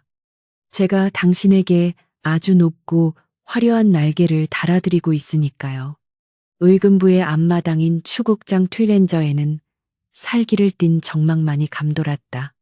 붉은 관복을 입은 대신들이 도열해 있었고 그 중앙에는 서슬 퍼런 칼을 찬 금군들이 삼엄한 경계를 서고 있었다. 죄인이라는 명패를 목에 건 연석이 포박당한 채 마당 한가운데 무릎 꿇려 있었다. 며칠간의 모진 고문으로 그의 옷은 피와 고름으로 엉겨 붙어 있었으나 왕을 응시하는 그의 눈빛만은 꺾이지 않은 대나무처럼 꼿꼿했다. 이것은 단순한 신문이 아니었다. 한 사람의 목숨과 조선 권력의 향방이 걸린 단판 승부였다. 죄인 연석은 듣거라 좌의정 김자점이 나서서 호통을 쳤다. 그는 이 재판을 주도하여 연석을 빨리 처형해 입을 막으려 혈안이 되어 있었다. 내 놈은 신성한 제천 행사에서 폭발을 일으켜 주상 전하를 시해하려 했다. 내 죄가 하늘에 닿았으니 능지처참을 해도 모자랄 판이다. 당장 내 배우가 누구인지 실토하지 못할까. 김자점의 목소리에는 다급함이 서려 있었다. 연석이 입을 여는 순간 자신의 목을 겨눌 칼날이 튀어나올 것임을 직감하고 있었기 때문이다. 왕은 침통한 표정으로 연석을 내려다보았다. 그토록 총명해 보이던 네가 어찌하여 이런 끔찍한 짓을 저질렀느냐. 과인은 아직도 믿기지가 않는다. 왕의 물음에 연석은 천천히 입을 열었다. 갈라진 목소리였지만 추국장 구석구석까지 또렷하게 울려 퍼졌다. 전하, 소인은 영모를 꾀한 것이 아니옵니다. 그 폭발은 전하를 살리기 위한 유일한 방책이었습니다. 장내가 술렁거렸다. 김자점은 얼굴을 붉히며 소리쳤다.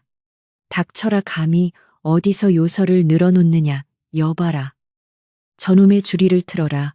형방들이 곤장을 들고 달려들려 하자.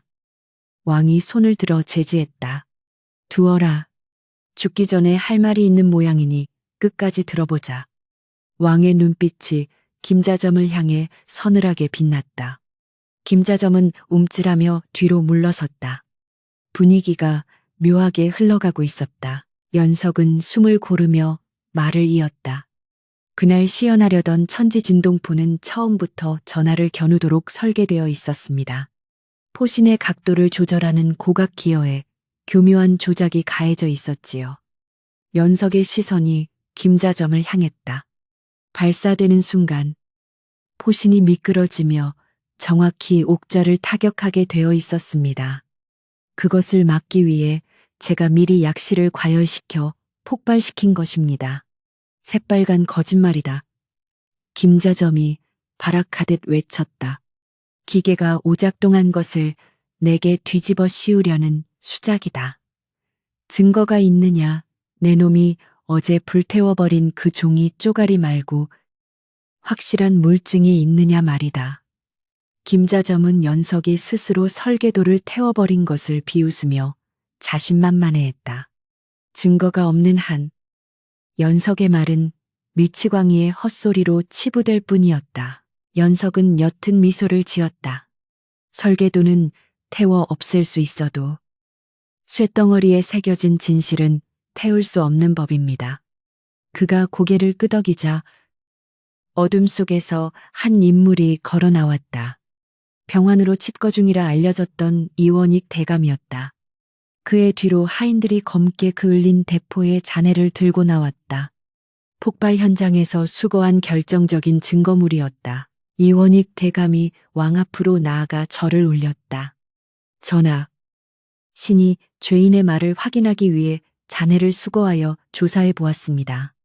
그는 대포의 하단부, 톱니바퀴가 맞물리는 조준 장치를 가리켰다. 보시옵소서.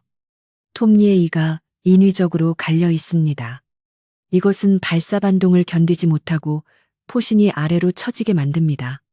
그 각도를 계산해 보니 정확히 전하께서 계시던 단상을 향하고 있었습니다. 경악한 신료들이 웅성거렸다.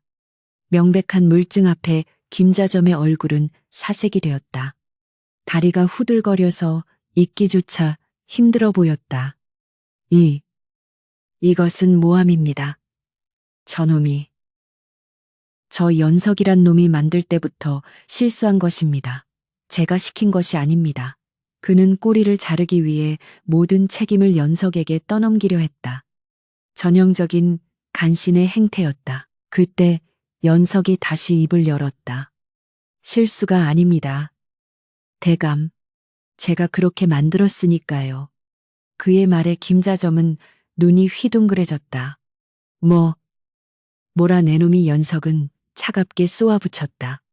하지만 대감께서 저에게 내리신 밀명을 기억하십니까?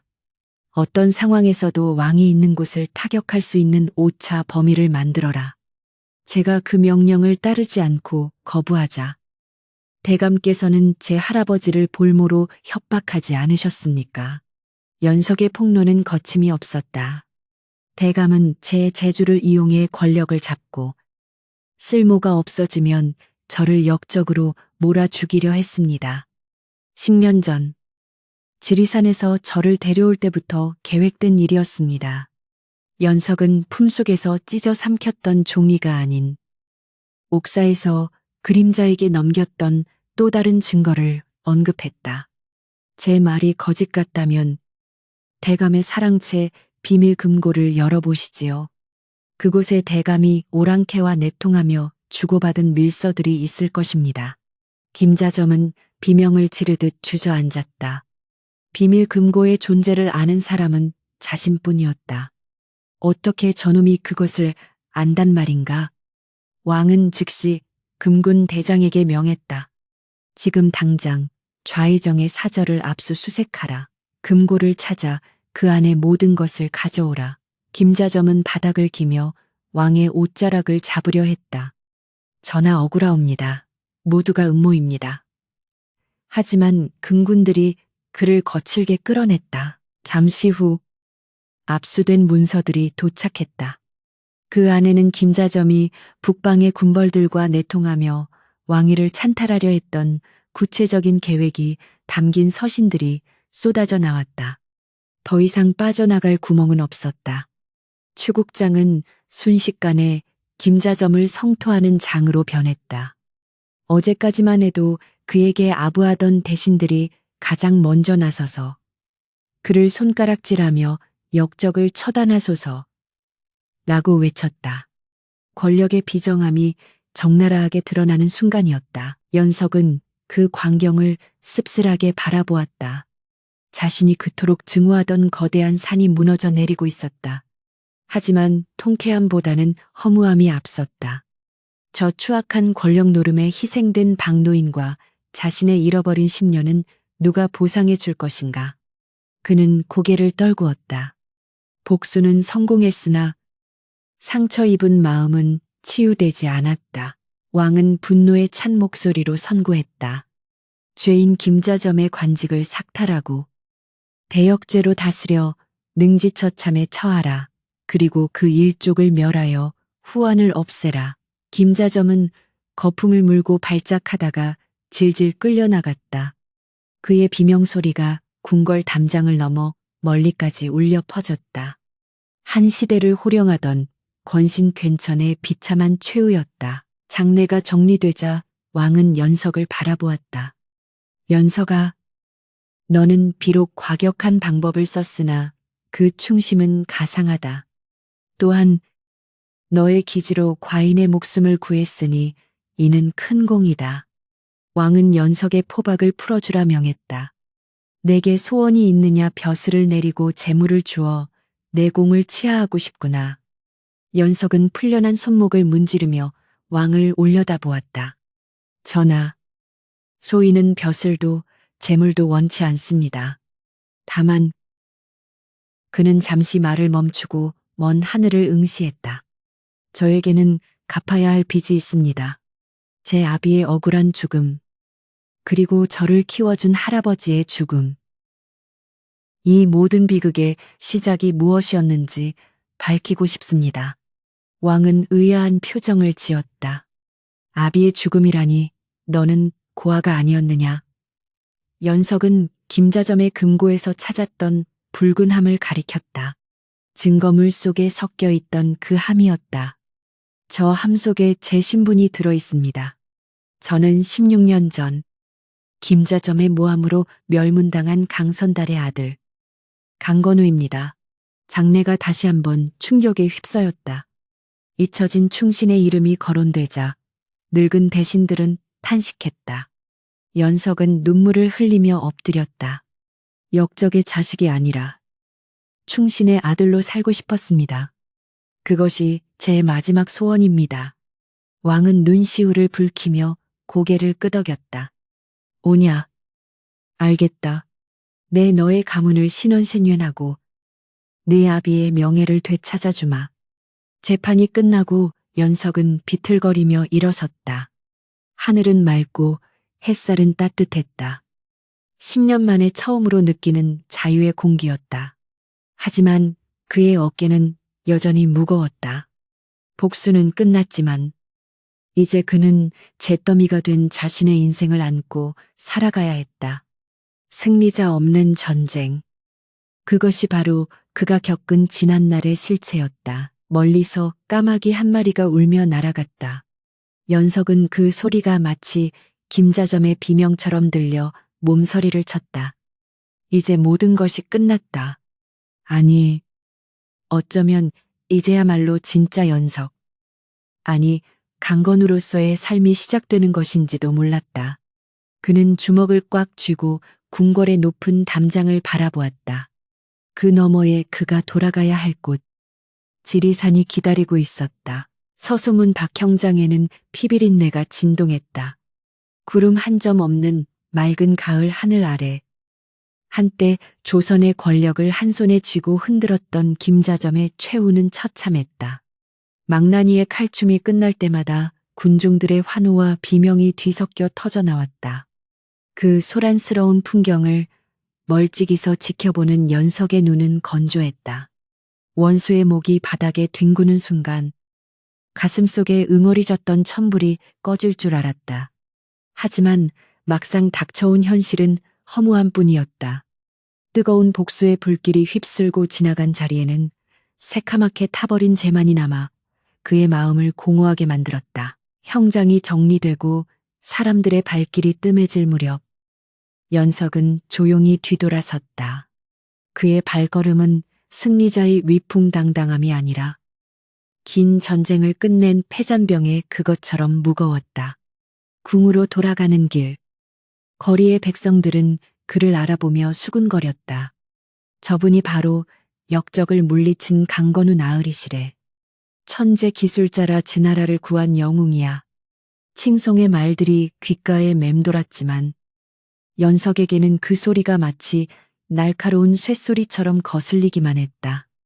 그들은 불과 며칠 전만 해도 그를 미치광이 테러리스트라 욕하던 입으로 이제는 영웅이라 치켜세우고 있었다. 대궐에 들어서자 분위기는 더욱 반전되어 있었다. 연석을 벌레 보듯 하던 고위 관료들이 앞다투어 다가와 아는 체를 했다. 강건우. 아니, 강주부 주부.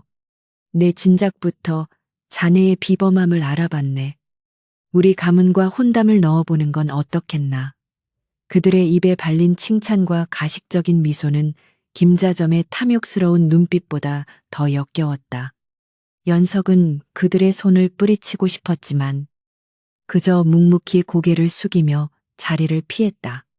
권력이란 어제의 적을 오늘의 친구로 만들고 오늘의 은인을 내일의 역적으로 만드는 요물임을 그는 뼈저리게 느끼고 있었다. 왕은 연석을 불러 크게 치하하며 파격적인 제안을 했다. 내 아비의 억울함을 풀었으니 이제 그 재주를 마음껏 펼쳐보거라. 너를 군기시 무기 제조 관청의 책임자로 임명하노라. 종이품에 해당하는 파격적인 대우이니라. 엄청난 영광이었다. 노비 신세에서 하루아침에 고위 관직에 오르는 개천에서 용이 난다는 말이 딱 들어맞는 상황이었다. 곁에 있던 신료들도 부러움과 질투가 섞인 눈으로 연석을 바라보았다. 하지만 연석은 즉시 답하지 못했다. 그는 자신의 두 손을 내려다보았다. 화약 가루와 굳은 살, 그리고 지워지지 않는 화상 흉터로 뒤덮인 손이었다. 이 손은 쇠를 두드리고 화약을 배합하는 데에는 익숙했지만 붓을 들고 정치를 논하며 권모술수가 판치는 조정에서 버티기에는 너무나 투박했다. 무엇보다 그는 두려웠다. 자신이 만든 무기가 또다시 누군가의 권력 유지 수단으로 쓰이고 그로 인해 제2의 김자점, 제2의 연석이 생겨날까봐. 그날 밤 연석은 자신에게 배정된 화려한 관사 대신 예전의 그 낡은 공방을 찾았다. 주인 잃은 공방에는 먼지만이 수북이 쌓여 있었다. 그는 박노인이 쓰던 낡은 망치를 집어들었다. 차가운 쇠의 감촉이 손바닥에 전해지자 비로소 숨통이 트이는 듯했다. 할아버지, 제가 이겼습니다. 그런데 왜 이렇게 춥고 외로운 걸까요?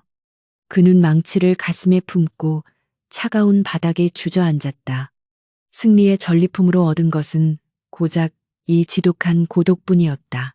그때 인기척과 함께 이원익 대감이 들어왔다. 그는 연석의 마음을 꿰뚫어 본 듯 씁쓸한 미소를 지으며 다가와 앉았다. 권력의 맛이 쓰지 않더냐? 그의 질문에 연석은 힘없이 고개를 끄덕였다. 화약은 정직합니다. 불을 붙이면 터지고 젖으면 침묵하지요. 하지만 사람의 마음은, 특히 권력을 쥔 자들의 마음은 언제 터질지 모르는 불발탄 같습니다. 저는 그것을 다룰 자신이 없습니다. 이원익은 연석의 어깨를 토닥였다. 자네 말이 맞네. 나 또한 평생을 조정에 몸담았지만 여전히 이곳은 살얼음판일세. 허나 자네 같은 인재가 떠난다면 이 나라의 국방은 누가 책임지겠나. 김자점 같은 자가 또 나오지 않으리란 보장이 없네. 그는 연석을 만류하고 싶어 했다. 진심으로 나라를 걱정하는 노신의 충정이었다. 하지만 연석의 눈동자는 이미 흔들림 없이 굳어 있었다. 대감, 칼은 칼집에 있을 때 가장 안전하고 화약은 창고에 있을 때 가장 평화로운 법입니다. 제가 이곳에 남는다면 제 재주는 끊임없이 누군가를 죽이는 데 쓰일 것입니다. 저는 사람을 살리는 불꽃을 보고 싶습니다. 연석의 목소리에는 깊은 슬픔과 함께 단호한 결의가 담겨 있었다. 그는 더 이상 누군가의 도구로 살고 싶지 않았다. 자신의 의지대로, 자신의 속도대로 살아가고 싶었다. 연석은 자리에서 일어나 공방 한 구석에 숨겨두었던 서책들을 꺼냈다. 그가 평생을 바쳐 연구한 화약 제조 비법과 각종 무기 설계도들이었다. 그는 그것들을 이원익 앞에 내밀었다. 이것을 대감께 드립니다. 부디 이 기술이 백성을 지키는 방패가 되도록 써주십시오. 권력을 잡기 위한 칼이 아니라 그것은 연석이 세상에 남기는 마지막 선물이자 자신의 과거와 작별하는 의식이었다. 이원익은 떨리는 손으로 서책을 받아들었다. 그 무게가 천근만근처럼 느껴졌다. 이 귀한 것을 자네의 피와 땀이 아닌가. 피와 땀이기에 버리는 것입니다. 저에게는 이것들이 악몽의 기록일 뿐입니다. 연석은 홀가분한 표정으로 웃었다. 처음으로 짓는 그늘 없는 맑은 미소였다. 그는 이제 정말로 모든 짐을 내려놓을 준비가 되어 있었다. 다음 날 아침, 연석은 왕을 아련하여 사직 상소를 올렸다. 왕은 몇 번이나 만류했지만 연석의 뜻이 워낙 완강하여 결국 허락할 수밖에 없었다. 가서 무엇을 할 것이냐? 왕의 물음에 연석은 짧게 대답했다. 돌아가야 할 곳이 있습니다. 그곳에서 못다한 효도를 하고 흙 냄새를 맡으며 살고 싶습니다. 왕은 아쉬운 듯 혀를 찼지만 그의 앞길을 축복해 주었다. 관복을 벗고 다시 허름한 무명옷으로 갈아입은 연석은 보찜 하나를 메고 궁궐 문을 나섰다. 등 뒤로 화려한 경복궁의 단청이 멀어졌다. 그는 한 번도 뒤돌아보지 않았다. 궁궐 밖의 공기는 그 어느 때보다 상쾌했다. 거리의 소음, 사람들의 땀 냄새, 흙먼지 냄새가 이렇게 정겨운 것인 줄 예전에는 미처 몰랐다. 성문을 나서자 드넓은 세상이 그를 반겼다. 북쪽으로 가면 고향이, 남쪽으로 가면 지리산이 있었다. 연석은 망설임 없이 남쪽을 향해 발걸음을 옮겼다. 그곳에는 비록 차갑게 식어버린 재만이 남았을지라도 그가 유일하게 가족이라 불렀던 사람의 온기가 서려 있는 곳이었다. 그리고 그곳에서라면 다시 시작할 수 있을 것 같았다. 살인 무기가 아닌 밤하늘을 아름답게 수놓는 불꽃놀이를 만드는 기술자로서의 삶을 길을 걷던 연석은 품속에서 반쪽짜리 옥패를 꺼내 만지작거렸다. 이제 이 옥패는 부모를 찾기 위한 단서가 아니라 자신이 누구인지 잊지 않게 해주는 부적이 되었다. 강건우라는 이름을 되찾았지만 그는 여전히 연석으로 불리는 것이 편했다. 이름이 무엇이든 상관없었다. 중요한 것은 이제부터의 삶은 온전히 자신의 것이라는 사실이었다. 해질녘, 붉게 물든 노을을 바라보며 연석은 잠시 멈춰섰다. 붉은 하늘이 마치 거대한 화염처럼 보였다. 하지만 그것은 파괴의 불꽃이 아니라 하루를 마감하고 내일의 태양을 준비하는 평화로운 불꽃이었다. 그는 깊게 숨을 들이마셨다. 가슴 속에 남아있던 매캐한 화약 냄새가 씻겨나가는 기분이었다. 할아버지, 이제 집에 가요. 허공에 대고 나지막이 속삭인 연석은 다시 걸음을 재촉했다. 그의 그림자가 길게 늘어져 황토길 위를 덮었다. 고독하지만 자유로운, 슬프지만 희망찬 뒷모습이었다. 조선 최고의 천재 기술자는 그렇게 역사 속에서 사라져 전설이 되었다. 그의 이름은 기록되지 않았지만 그가 남긴 기술은 오랫동안 나라를 지키는 힘이 되었다는 것을 후대 사람들은 알지 못했다. 지리산으로 돌아오는 길은 떠날 때보다 훨씬 멀고 험했다. 계절이 2번이나 바뀌어 산천은 푸르름을 더했지만 연석의 발걸음은 멈추지 않았다. 화려한 관복 대신 거친 삼배옷을 입고 보찜 하나에 의지해 산길을 오르는 그의 모습은 영락없는 나그네였다.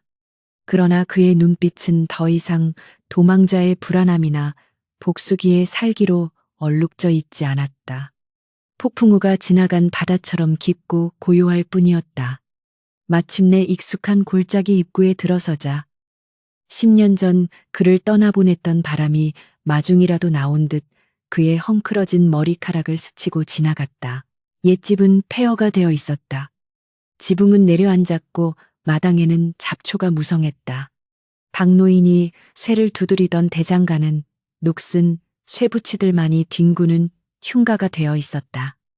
연석은 무너진 담벼락을 어루만지며 씁쓸한 미소를 지었다. 다녀왔습니다. 아무도 대답해주지 않는 인사를 건네며 그는 보찜을 풀었다.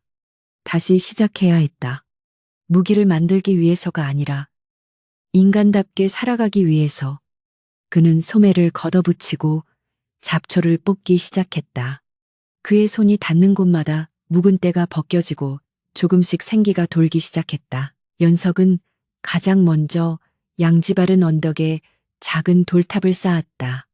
박노인과 얼굴도 모르는 부모님을 위한 소박한 사당이었다. 향을 피우고 술 한 잔을 올리며 그는 오랫동안 참아왔던 눈물을 흘렸다. 이제 편히 쉬세요. 저도 이제는 쉴 겁니다. 그가 올린 술잔에 산새 한 마리가 날아와 앉았다가 포르르 날아갔다. 마치 그들의 영혼이 대답하는 것 같았다. 연석은 그제야 가슴을 짓누르던 천근만근의 무게가 사라지는 것을 느꼈다. 마을을 재건하는 일은 쉽지 않았다. 하지만 연석의 손재주는 여전했다. 그는 무너진 집들을 고치고 산사태로 막힌 수로를 뚫었다. 굉음과 화약 냄새 대신 톱질 소리와 망치질 소리가 골짜기를 채웠다. 소문을 듣고 흩어졌던 옛 마을 사람들이 하나둘씩 돌아오기 시작했다. 그들은 처음에 연석을 두려워하며 경계했지만 그가 만들어준 튼튼한 농기구와 따뜻한 구들장을 보며 마음을 열었다. 연석은 더 이상 미친 기술자가 아니라 마을의 믿음직한 목수이자 대장장이로 받아들여졌다. 한양에서의 소식은 바람결에 드문드문 들려왔다. 연석이 남기고 온 설계도 덕분에 조선군은 북방의 오랑캐를 물리치고 국경을 굳건히 지키고 있다고 했다.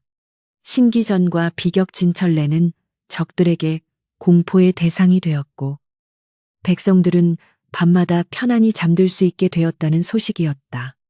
연석은 그 이야기를 전해 듣고도 묵묵히 호미나를 세울 뿐이었다. 자신이 만든 것이 사람을 죽이는 도구가 아닌 평화를 지키는 방패로 쓰이고 있다는 사실에 안도하면서도 다시는 그 피 묻은 세계로 돌아가지 않으리라 다짐했다. 어느 날 밤, 연석은 대장간에서 남은 화약을 만지작거렸다. 예전 같으면 살상력을 높이기 위한 배합을 고민했겠지만 지금은 달랐다. 그는 유황과 숯가루에 다채로운 색을 내는 광물가루를 섞었다. 그리고 그것을 대나무 통에 채워 하늘로 쏘아 올렸다. 피잉 소리와 함께 밤하늘에 형형색색의 불꽃이 피어올랐다. 그것은 파괴의 폭발이 아니라 어둠을 밝히는 아름다운 꽃이었다. 마을 사람들은 마당으로 나와 환호성을 지르며 그 광경을 지켜보았다. 와, 별이 쏟아진다. 아이들의 웃음소리가 골짜기에 울려 퍼졌다. 연석은 그 모습을 보며 처음으로 가슴 벅찬 희열을 느꼈다. 자신이 가진 기술이 사람들에게 공포가 아닌 기쁨을 줄 수 있다는 사실을 왜 진작 몰랐을까? 그는 밤새도록 불꽃을 쏘아 올렸다. 붉은색, 초록색, 황금색 불꽃들이 지리산의 밤을 수놓으며 과거의 아픔을 씻어내듯 타오르고 사라졌다. 세월은 유수와 같이 흘렀다. 연석의 머리에도 어느새 하얀 서리가 내려앉았다. 그는 이제 지리산 도깨비가 아닌 불꽃 할아버지로 불렸다. 가끔 한양에서 관리가 찾아와 벼슬을 권하거나 기술을 자문하려 했지만 그는 그때마다 껄껄 웃으며 사양했다. 내 손은 이제 홈이 자루잡기에도 벅차오. 나라실은 똑똑한 젊은이들에게 맡기시구려. 그는 권력의 정점보다 흙냄새 나는 이 산골짜기가 더 좋았다. 어느 늦가을 한 소년이 산속을 헤매다 연석의 오두막을 찾아왔다. 꾀죄죄한 행색에 눈빛 많은 초롱초롱한 것이 영락없는 어릴 적 자신의 모습이었다. 소년은 연석이 만든 기이한 기계들을 보며 눈을 떼지 못했다. 할아버지, 저에게도 이것을 가르쳐 주세요. 소년의 당돌한 부탁에 연석은 잠시 회상에 잠겼다. 만약 박 노인이 자신을 받아주지 않았다면, 혹은 김자점을 만나지 않았더라면 자신의 인생은 어땠을까? 연석은 소년의 머리를 쓰다듬으며 말했다. 기술은 칼과 같아서 쥔 사람의 마음먹기에 따라 사람을 살리기도 하고 죽이기도 한단다. 네가 먼저 배워야 할 것은 쇠를 다루는 법이 아니라 마음을 다스리는 법이다. 그는 소년을 제자로 받아들였다. 하지만 화약을 만드는 법 대신 나무를 심고 물기를 트는 법부터 가르쳤다. 소년이 훗날 어떤 인재가 될지는 모르지만 적어도 권력의 불쏘시개가 되지는 않기를 바라는 마음에서였다. 마지막 눈이 내리던 날, 연석은 지팡이를 짚고 산 정상에 올랐다. 발 아래로 굽이치는 산맥과 멀리 보이는 마을들이 하얀 눈 이불을 덮고 평화롭게 잠들어 있었다. 차가운 바람이 불어왔지만 춥지 않았다. 그는 지난날의 치열했던 삶을 되돌아보았다. 배신과 복수, 영광과 좌절. 그 모든 것이 한바탕 꿈처럼 느껴졌다. 이제 그에게 남은 것은 아무것도 없었지만 동시에 모든 것을 가진 듯한 충만함이 차올랐다. 허허, 좋다.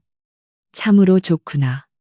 연석은 탁 트인 허공을 향해 소리쳤다. 그의 목소리는 메아리가 되어 산봉우리들을 타고 퍼져나갔다.